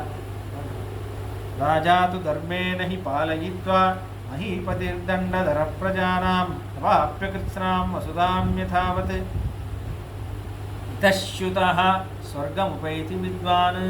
ఈ విధంగా రాముడు రాజా ప్రజల పట్ల ఎలా ప్రవర్తన ఉండాలి అని, భూమిలో ఒక గొప్ప మహారాజా, అధికారంలో ఉన్న ఒక మహారాజా ఎలా ఉండాలని కుశల ప్రశ్నం చేస్తూ రాముడు రాజధర్మాన్ని భరతుడికి ఉపదేశం చేశాక దాని తర్వాత రామస్య వచనం శ్రుత్వా భరత ప్రత్యువాచ కిమ్మే ధర్మాద్విహీనస్య రాజధర్మం కరిష్యతి. అన్నయ్య, నేను రాజ్యానికి అధికారినే కాదు, నేను రాజే అవ్వలేదు, నేను రాజధర్మ అధికారానికి నేను రహితుడైన వాడిని. కాబట్టి నాకు పోయి మీరు రాజధర్మ ఉపదేశం చేస్తున్నారే, నేను రాజా అయితేనే కదా. శాశ్వతోయం సదా ధర్మ స్థితోస్మాసు నరఋషభ జ్యేష్ఠే పుత్రే స్థితే రాజా అకనీయాన్వేన్ నృపః. అన్నయ్య, నీకు తెలియంది ఏముంది? నేను చిన్నపిల్లవాడిని, నేను తమ్ముణ్ణి, నేను పోయి మహారాజా అవ్వగలనా? మన వంశం ఏంటి? మన వంశంలో పూర్వులు వెళ్ళిన మార్గం అన్నావే, మన వంశంలో ఏంటి ఆచారం ఏంటి? జ్యేష్ఠపుత్రుడే కదా రాజవ్వాలి. కాబట్టి నువ్వు రాజవ్వనప్పుడు నేను ఎలా రాజనవుతానన్నయ్య అంటున్నాడు. ససంవృద్ధాం మయా సార్ధం మయోధ్యాం గచ్చ రాఘవ విశేషే చాత్మానం కులస్యాస్య భవాయన. అన్నయ్య, అయోధ్యకు వచ్చేవా, మా అందరికీ మహారాజా అవ్వవా? నువ్వు మహారాజా అయితే నువ్వు చెప్పిన రాజధర్మాలన్నీ నువ్వు చేస్తుండగా చూడాలనుంది అన్నయ్య. కాబట్టి నువ్వు రాజు అవ్వు, తొందరగా రాజపట్టాభిషేకం చేసుకో. రాజానం మానుషం ప్రాహు దేవత్వేషం మతో మమ నిశ్చ ధర్మార్థ సహితం వృత్తమాహురమానుషం. అందరూ రాజా కూడా మనలాంటి మనిషే అని అనుకుంటారు, కానీ నా అభిప్రాయంలో అన్నయ్య రాజా అనేవాడు దేవుడు. అందుకే అలాంటి వాడు రాజా అవ్వలేడన్నయ్య. ఎందుకంటే నేను సాధారణమైన మనిషిని, నీలాంటి గొప్పవాళ్లే ఆ రాజపదవిలో కూర్చోగలరన్నయ్య. కాబట్టి వచ్చి కూర్చోవా అని అంటున్నాను. ఏకయస్తే చ మైతిం త్వయిచారణ్యమాశ్రితే ధీమాన్ స్వర్గం గతో రాజా యాయజూకః సతాం మతః. అన్నయ్య, నేను కైకేయ దేశంలో ఉన్నప్పుడు, నువ్వు వనవాసం వెళ్ళిపోయినప్పుడు అశ్వమేధ యాగాలు మొదలైన యాయజూకుడు అంటే మొదలైన గొప్ప గొప్ప ధర్మాలన్నీ చేసిన మన గొప్ప నాన్నగారు ఉన్నారే మహారాజా, ఆయన చనిపోయారన్నయ్య. ఆయన కాలం చెందారు. నిష్క్రాంతమాత్రే భవతి సహసీతే స లక్ష్మణే దుఃఖశోకాభిభూతస్తు రాజా త్రిదివమభ్యగాత్. అన్నయ్య, నువ్వు వెళ్ళిపోగానే వదినమ్మతో తమ్ముడు లక్ష్మణుడితోనూ వెళ్ళిపోగానే సీతా రామ లక్ష్మణ ఏడ్చి కళ్ళీళ్ళు పెట్టుకొని నాన్నగారు ప్రాణత్యాగం చేసేశారు అన్నయ్య. కాబట్టి అన్నయ్య, ఉత్తిష్ట పురుషం వ్యాఘ్ర క్రియత అముదకంపితు అహం ఛాయం చ శత్రుఘ్న పూర్వమేవ కృతోదకు. అన్నయ్యను ముందులే, తర్వాత మాట్లాడుకుందాం. నాన్నగారు పోయారన్నయ్య, ఆ విషయం ముందు నీకు చెప్పాలి. నువ్వు లేచి ముందు నాన్నగారికి తర్పణం వదులన్నయ్య, ఆ పిండం వదులు. నేను శత్రుఘ్నుడు ముందే చేసేసాం అంతిమ సంస్కారం, నువ్వు లక్ష్మణుడు చేయలేదు. ప్రియే నగిల దత్తం హి పితృలోకేషు రాఘవ అక్షయం భవతీత్యాహు భవాంశైవ పితుప్రియ. శాస్త్రంలో అంటారు, పెద్దలు అంటారన్నయ్య, ఎవరైతే ఇష్టమైన పుత్రుడు ఉన్నాడో వాడు చేస్తే పితృవులకి చాలా ఇష్టమని. నీకంటే ఇష్టమైన వాడు ఎవరుంటారు చెప్పు నాన్నగారికి? నేను వదిలాను కానీ నాన్నగారు అంత సంతోషపడుండరు. నువ్వు వదిలితే నాన్నగారు ఇవాళే తృప్తి చెందుతారు. నువ్వు ముందు వెళ్ళి నాన్నగారికి చేయవలసిన ఆ సంస్కారం నువ్వు చేసేసిరావా అంటారు. త్వామేవ శోచస్తవ దర్శనేప్సు త్వయేవ సత్తామపి అనివార్య బుద్ధిం త్వయా విహీనస్తవ శోకరుగ్నః త్వాం సంస్మరన్నేవ గతం పితాతే. అన్నయ్య, నువ్వు ఇలా వెళ్ళగానే నీ బాధ తట్టుకోలేక నాన్నగారు ప్రాణం వదిలేశారంటే నీ మీద ఎంత ప్రేమ పెట్టుకున్నారో ఆలోచించవా? కాబట్టి నువ్వు వెళ్ళి ముందు నాన్నగారికి వెళ్ళేది చేయన్నయ్య, నాన్నగారు సంతృప్తి చెందుతారు అని అంటారు. దాని తర్వాత తాం శ్రుత్వా కరుణాం వాచం పితుర్మరణ సంహితాం రాఘవో భరతేనోక్తాం బభూవగత చేతనః తంతో వజ్రమివోత్సృష్టమాహవే దానవారిణ వాగ్వజ్రం భరతేనోక్తం అమనోజ్ఞం పరంతప ప్రకృత్య రామో బాహూ వై పుష్పితాంగ ఇవ ద్రుమహావనే పరశునా కృత్తస్తతా భూమి పపాతః. విని నాన్నగారు చనిపోయారు అని వినగానే, నాన్నగారు అంటే చాలా ఇష్టం రాముడికి, మామూలు ఇష్టం కాదు. రాముడిది దశరథుడిది అది ఒక సపరేట్ రిలేషన్షిప్. మొత్తం ఈ వంశం ఏడ్చాడంట. ఏడ్చి ముందు ఇలా ఒక యాంగ్జైటీ ఇదిలాగా వచ్చేసిందంట రాముడికి, అటాక్. ముందు మూర్ఛ పడిపోయి కింద పడిపోతే తథా అహిపతితం రామం జగత్యా జగతీపతిం కూలగాధ పరిశ్రాంతం ప్రసుప్తమివ గుంజరం ప్రాతరస్తే మహేశ్వాసం సర్వతశోకర్షితం రుధత్తః సహ వైదేశ్యాశిష్యుః సలిలేన వై సంతు సంజ్ఞాం పునర్లబ్ధ్వా నేత్రాభ్యాం అశ్రుముసృజన్. లక్ష్మణుడు భరతుడు వచ్చి నీళ్లు జల్లారట. నీళ్లు జల్లితే లేచి కూర్చున్నాడట మళ్ళీ రాముడు. జరుగుతుంది ఒక్కొక్కసారి. నాకు కూడా ఇలా జరిగింది. గురువుగారు అహోబిలంలో గురువుగారు ఉంటారు, ఆయనే నాకు ఆగమశాస్త్రం అంతా నేర్పించారు. కొన్ని డిసెంబర్లో ఆయన పోతే చాలా బాధేసింది, చాలా సంఖ్య కోల్పోయాను, చాలా బాధేసింది. నాకేలా ఏర్పడిందంటే రాముడికి చెప్పక్కర్లేదు. సరామస్వర్గతం శుత్వా పితరం దివీపతిం వాచవరతం వాక్యం, ఇలా అన్నాడు రాముడు. కిం కరిష్యామి అయోధ్యాయాం తాతే దిష్టాగతిం గతే కాస్తాం రాజవరార్థీనాం అయోధ్యాం పాలయిష్యసి. అయ్యో నాన్నగారు వెళ్ళిపోయారా, నేను ఇప్పుడు అయోధ్య వెళ్ళి నేను ఏం చేస్తాను, ఎవరి ముఖం చూస్తాను, రాజశిరోమణి కదా, నాన్నగారు లేని అయోధ్యని నేను ఎలా చూడగలుగుతాను, ఎలా పాలన చేయగలుగుతాను. కిం ను తస్య మయా కార్యం దుర్జాతేన మహాత్మనః యోమృతో మమ శోకేన సమయా నచ సంస్కృతః. అయ్యో నా వల్లే కదా నాన్నగారికి కష్టం వచ్చింది, నా వల్లే కదా నాన్నగారు చనిపోయారు, నేను ఎంత దుర్భాగ్యుడిని, నేను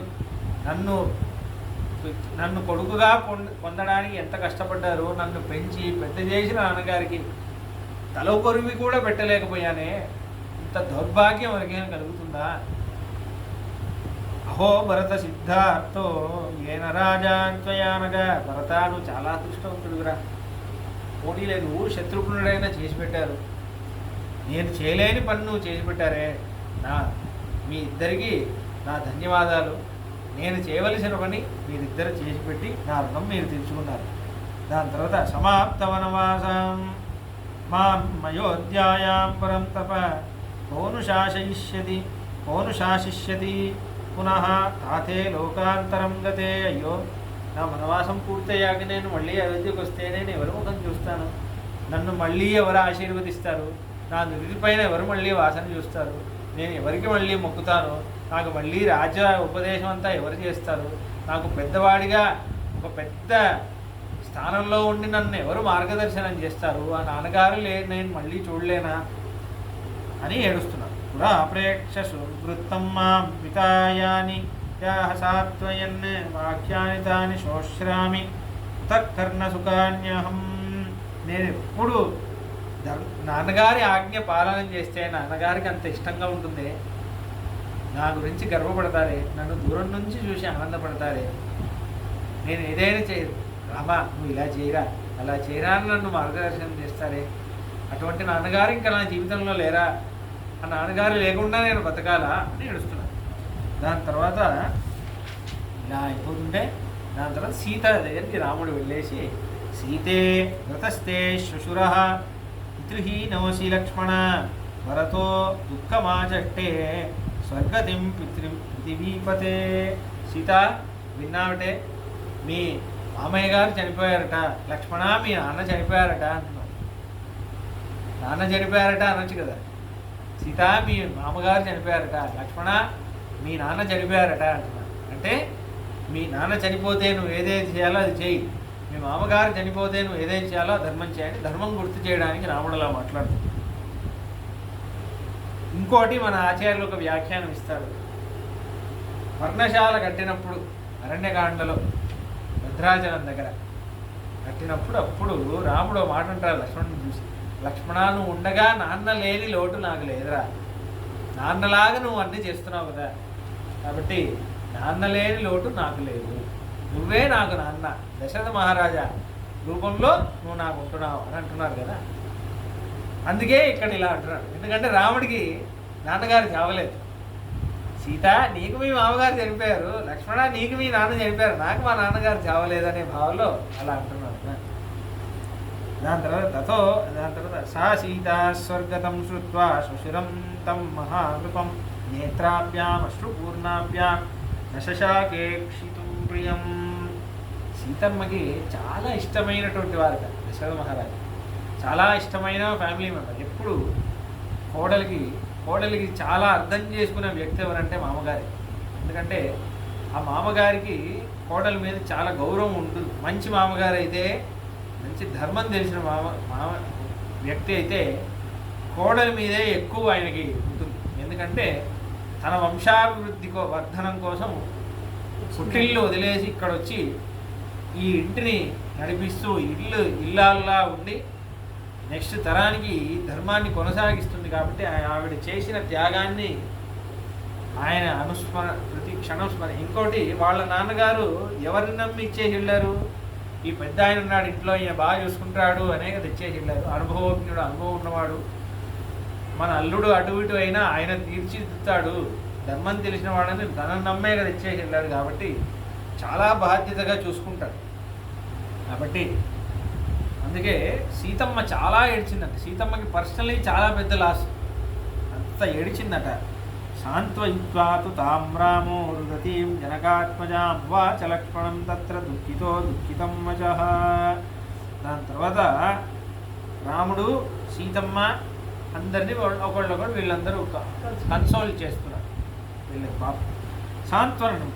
దాని తర్వాత రాముడు పిండ ప్రదానం చేయడం కోసం లక్ష్మణుడు వెంటనే వెళ్ళి వాళ్ళందరూ ఇంగిలి వృక్షం యొక్క పల్పు అదే తింటున్నారు. దాని తర్వాత అదే గారపిండి ముద్ద, దాంతో ముద్ద చేసి అందరూ మనం ఏం తింటామో దాంతోనే పిండ ప్రదానం చేయాలి. కాబట్టి వాళ్ళందరూ వనంలో ఏదో కందమూలాలు అవే తింటున్నారు కదా, ఆ గారపిండితో ఒక ముద్ద లాంటిది చేసి ఇంగుది వృక్షం పల్పు దాంతోనే ఒక ముద్ద చేసేసి దాన్ని తీసుకొని మెల్లగా చిత్రకూట పర్వతం దిగి మందాకిని నదీ దగ్గర వెళ్ళి సుమంత్రుడు సహాయం చేస్తూ ఉండగా అక్కడ మందాకిని నదిలో స్నానం చేసి రాముడు ప్రగృహ్యతు మహీపాలో జలాపూరితమంజలిం దిశం యామ్యభిముఖోరుధన్వచనమబ్రవీత్.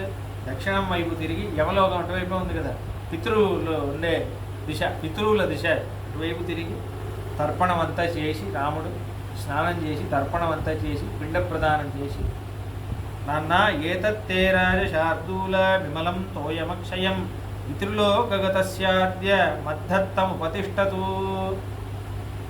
నాన్న ఇదిగో నేను నీకు ఇది సమర్పిస్తున్నాను, ఇది పితృలోకం వచ్చి నీ ఆకలిని తీర్చని, నేను వదిలే ఈ తీర్థం నీ దాహాన్ని తీర్చని అని వదులు. దాని తర్వాత తతో మందాకిని తీరం, దాని తర్వాత మందాకిని తీరం నుంచి ఇలా మెల్లగా ఎక్కుతున్నాడు. చాలా దైన్యమైన పరిస్థితిలో ఉన్నాడు పాపం. ఒకళ్ళొకళ్ళు వాళ్ళు పట్టుకొని భరతుడు సహాయం చేస్తూ ఇలా ఎక్కుతున్నాడు. అందరూ ఏడుస్తున్నారు. అయితే వాల్మీకి మహర్షి చాలా చక్కగా ఒక విషయం చెప్తున్నారు. ఏంటంటే ఈ కొండలు ఎక్కేటప్పుడు ఒక్కొక్కసారి ఎకో వస్తుంది. కొండలు ఎక్కేటప్పుడు ఆ ఎకో సౌండ్, వీళ్ళందరూ ఏడ్చే సౌండ్లన్నీ విని వీళ్ళందరూ భరతుడు ఈ సోల్జర్స్ అందరినీ పంపించాడు కదా ఒక దిశల్లో వెతకండి, ఆ ఎకో సౌండ్ వాళ్ళకి వినిపిస్తుంది. పర్వతం చుట్టూ వినిపించేసి మహాబలానామృతతాం కుర్వతాముదకం పితు విజ్ఞాయ తుములం శబ్దం తస్తా భరత సైనికాః అబ్రువంశ్చాపి రామేణ భరతః సంగతో ధ్రువం తేషామేవ మహాన్ శబ్దః శోషజాం ఇతరమృతం. నాన్నగారు చనిపోయారనే విషయం భరతుడు రాముణ్ణి కలుసుకున్నట్టున్నాడు, భరతుడు రాముడికి చెప్పేసినట్టున్నాడు. ఈ శబ్దం ఎక్కడి నుంచో వస్తుంది అని అటువైపు నుంచి ఇటువైపు అందరూ చూస్తుంటే ఇలా పైకి ఎక్కుతున్నారు అందరూ ఏడుస్తూ. రే రండరా, భరతుడు రాముడిని కలుసుకున్నట్టున్నారు, అదిగో రాముడు కనిపిస్తున్నాడని అందరూ ఇలా తరలి వచ్చి అక్కడ వచ్చి వస్తున్నారు. దాని తర్వాత అందరూ ఒక్కొక్కళ్ళు కైకేయి, సుమిత్ర వాళ్ళందరూ వస్తున్నారు. విగర్హమాణ కైకేయి మంతరా సహితామపి, మంథర కైకేయి కూడా వస్తున్నారు. కైకేయి మంతర వస్తుంటే అభిగమ్య జనోరామం బాష్పపూర్ణం కోపవి, అందరూ రాముడిని చూసి ఏడుస్తున్నారు. రామా ఇన్ని రోజులైందయ్యా నిన్ను చూసి, మమ్మల్ని వదిలేసి వెళ్ళిపోయావే స్వామి అని చెప్పి అందరినీ పేరున ఆలింగనం చేసుకుంటున్నాడు. పెద్దవాళ్ళని మొక్కుతున్నాడు. మంథరని కూడా ఆలింగనం చేసుకుంటున్నాడు. కైకేయిని ఆలింగనం చేసుకుంటున్నాడు. ఒక్కొక్కళ్ళని వాళ్ళు పౌరుల జానపదుల ఏదీ తెలియదు. అందరూ ఒక వరద ఇలా వస్తే ఎలా వస్తుందో అందరూ రాముడిని ఇలా కలిపి అందరూ రాముడిని చుట్టుముట్టి అందరూ ఆలింగనం చేసుకుంటున్నాడు. ఏనుగుల్ని ఇలా వాళ్ళు ఏనుగుకి ఇలా మెల్లగా ఇలా తొండం మీదే ఇలా రాసి దానికి ఆనందం ఇస్తున్నాడు. గుర్రాలు అరుస్తున్నాయి, ఆవులు అరుస్తున్నాయి, అన్నిటికీ రాముడు ఆనందం ఇస్తున్నాడు. తాన్నరాన్ బాష్పపూర్ణాక్షాన్ సమీక్షాక్ష సుఖితాన్ పర్యేష్వజత ధర్మజ్ఞః పితృవన్ మాతృవృక్షసః. అలా అందరికీ ఆలింగనం చేసి రాముడు దాని తర్వాత సభలో కూర్చుంటుంటే దాని తర్వాత కైకేయి కౌసల్యమ్మ అప్పుడే ఎక్కుతోంది, మెల్లగా వస్తోంది. వశిష్ఠ మహర్షి వాళ్ళందరూ వస్తున్నారు. దాని తర్వాత అదే చూసి ఆ పిండ ప్రదానం చూసి మందాకిని నదిలో చూస్తోంది కౌసల్యమ్మ. చూసేసి ఏడుస్తోంది, అయ్యో మా తస్య దేవ సమానస్య పార్థివస్య మహాత్మనః నైదౌపైకం మన్యే ఉత్తభోగస్య భోజనం. మా మా మా ఆయన ఎంత గొప్పవారు, భూమి మొత్తం పరిపాలించిన వారు, ఇంద్రుడికి మిత్రుడు. అటువంటి వాడిపోయి ఈ గారపిండి ముద్ద దొరికింది ఆయనకి, గారపిండి ముద్ద తిన్నాడంటే అయినా రాముడు ఇదే తింటున్నాడే, అయ్యో అని ఏడుస్తున్నాడు. ఈ మందాకిని చెట్లన్నీ బాగున్నాయి కానీ రాజభవనంలో ఆనందంగా ఉండాల్సిన నా కొడుకు ఇక్కడ ఉంటున్నాడే సుమిత్ర. కానీ ఇదం తేషాం అనాథానం అనాథల క్లిష్టం అక్లిష్టకర్మణం అనే ప్రాక్కలనం తీర్థం ఏతే నిర్వశీకృత. ఎలా ఉంటున్నాడు, ఏం తింటున్నాడు. కానీ సుమిత్ర నీ కొడుకు ధన్యాత్ముడే. ఇతః సుమిత్రే పుత్రస్తే సదాజలమతంద్రిత స్వయం హరతి సౌమిత్రి మమ పుత్రస్య కారణాత్. లక్ష్మణుడు అప్పుడే మందాకిని నది నుంచి నీళ్లు తీసుకొని వస్తున్నాడంట రాముడి కోసం. అయితే అది చూసి ఆశ్చర్యపోతుంది. నీ పుత్రుడు చూడే సుమిత్ర, ఎంత ఎంత అదృష్టవంతుడు, ఇలా కైంకర్యం చేస్తున్నావే. జగన్యమపి తే పుత్ర కృతవాన్న తుగర్హిత. ఏమాత్రం గమనం లేదు, ఏం లేదు, ఏది చేయాలో అది చేస్తున్నాడు. అన్నయ్య వదిలికి శుశ్రూష అన్నీ చేసి పెడుతున్నాడు, నీళ్ళన్నీ తీసుకెళ్తున్నాడు. చూడు నీ కొడుకుని చూడు సుమిత్ర అంటుంది. ఇదే రామానుజాచార్యుల వారు వరదరాజ స్వామికి చేస్తున్నారు. నీళ్ళు బావి నుంచి నీళ్లు తీసుకొచ్చి ఇస్తున్నారు కదా. ఇదే లక్ష్మణుడే రామానుజాచార్యుల వారిగా వచ్చాడు. దాని తర్వాత అంటుంది, అయినా కానీ కౌసల్యమ్మకి వేదం తెలుసు కాబట్టి శృతిస్తు కల్వయం సత్య లౌకికీ ప్రతిభాతిమే యదన్న పురుషో భవతి తదన్నాస్తస్య దేవతా. కానీ ఎంతైనా నా కొడుకు గొప్పవాడు, తాను ఏది తింటామో ఆ భోజనమే పితృవులకి పిండ ప్రదానం చేయాలి కాబట్టి తాను గారపిండి ముద్ద పెడుతున్నాడు కాబట్టి శాస్త్రం తెలిసినవాడు ఆ గారపిండి ముద్దను పెట్టి తర్పణం చేస్తున్నాడు. ఈరోజు చాలా ఆనందపడి ఉంటాడు మా ఆయన పైనకి వెళ్ళి అంటే వెనకాల నుంచి వశిష్ఠ మహర్షి సంబరపడిపోతున్నాడు. నా శిష్యుడు ధర్మం తెలిసినవాడు, ఎంత గొప్ప శిష్యుడు అని.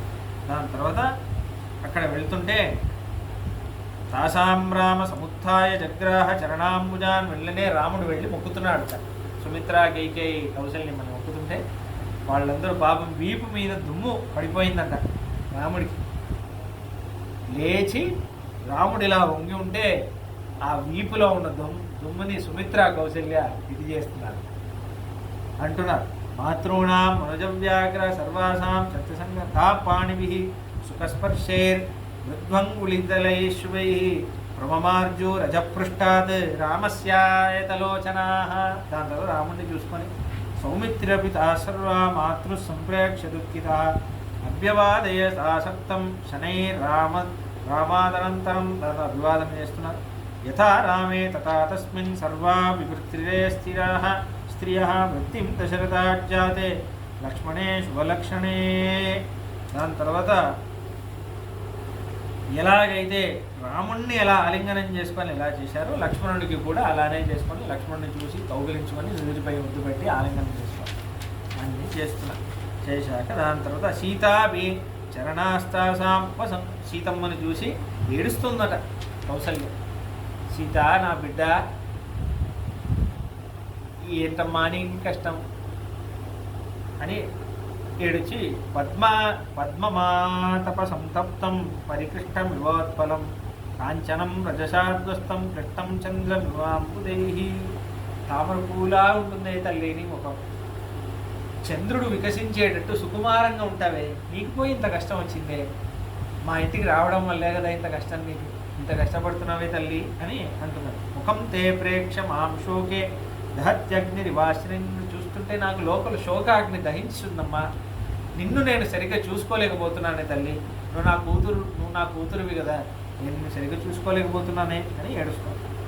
బ్రువంతి మాతార్యాం నిరణ్యాం భరతాగ్రజ పాదావాసాద్య జగ్రాహ వశిష్ఠస్య చ రాఘవ. మళ్ళీ వశిష్ఠ మహర్షిని మొక్కి దాని తర్వాత వశిష్ఠ మహర్షికి ఆసనం ఇచ్చి వశిష్ఠ మహర్షి కూర్చొని ఉండగా వశిష్ఠ మహర్షి పాదాల కింద రాముడు కూర్చుంటే రాముడి పాదాల కింద భరతుడు కూర్చొని అలా వీళ్ళు ముగ్గురు కూర్చొని ఉంటే అటువైపు రాజమాతలందరూ కూర్చొని ఉంటే ఇటువైపు లక్ష్మణుడు రాముడు వెనకాల నించొని ఉంటే వీళ్ళరు ఊరిలో వాసులందరూ ఇలా కూర్చొని ఒక సభలో ఇప్పుడు మాట్లాడడానికి కూర్చుంటున్నారు అనే సన్నివేశం దగ్గర ముగిద్దాం. దీని తర్వాత మిగతా చాలా విషయాలన్నీ వీళ్ళందరూ మాట్లాడతారు. జాబాలి మహర్షి మాట్లాడతారు, వశిష్ఠ మహర్షి మాట్లాడతారు. అవన్నీ ఇంకో 2-3 సంచికలు చూడాలి. పాదుకా ప్రభావం అనే విషయం చూడాలి.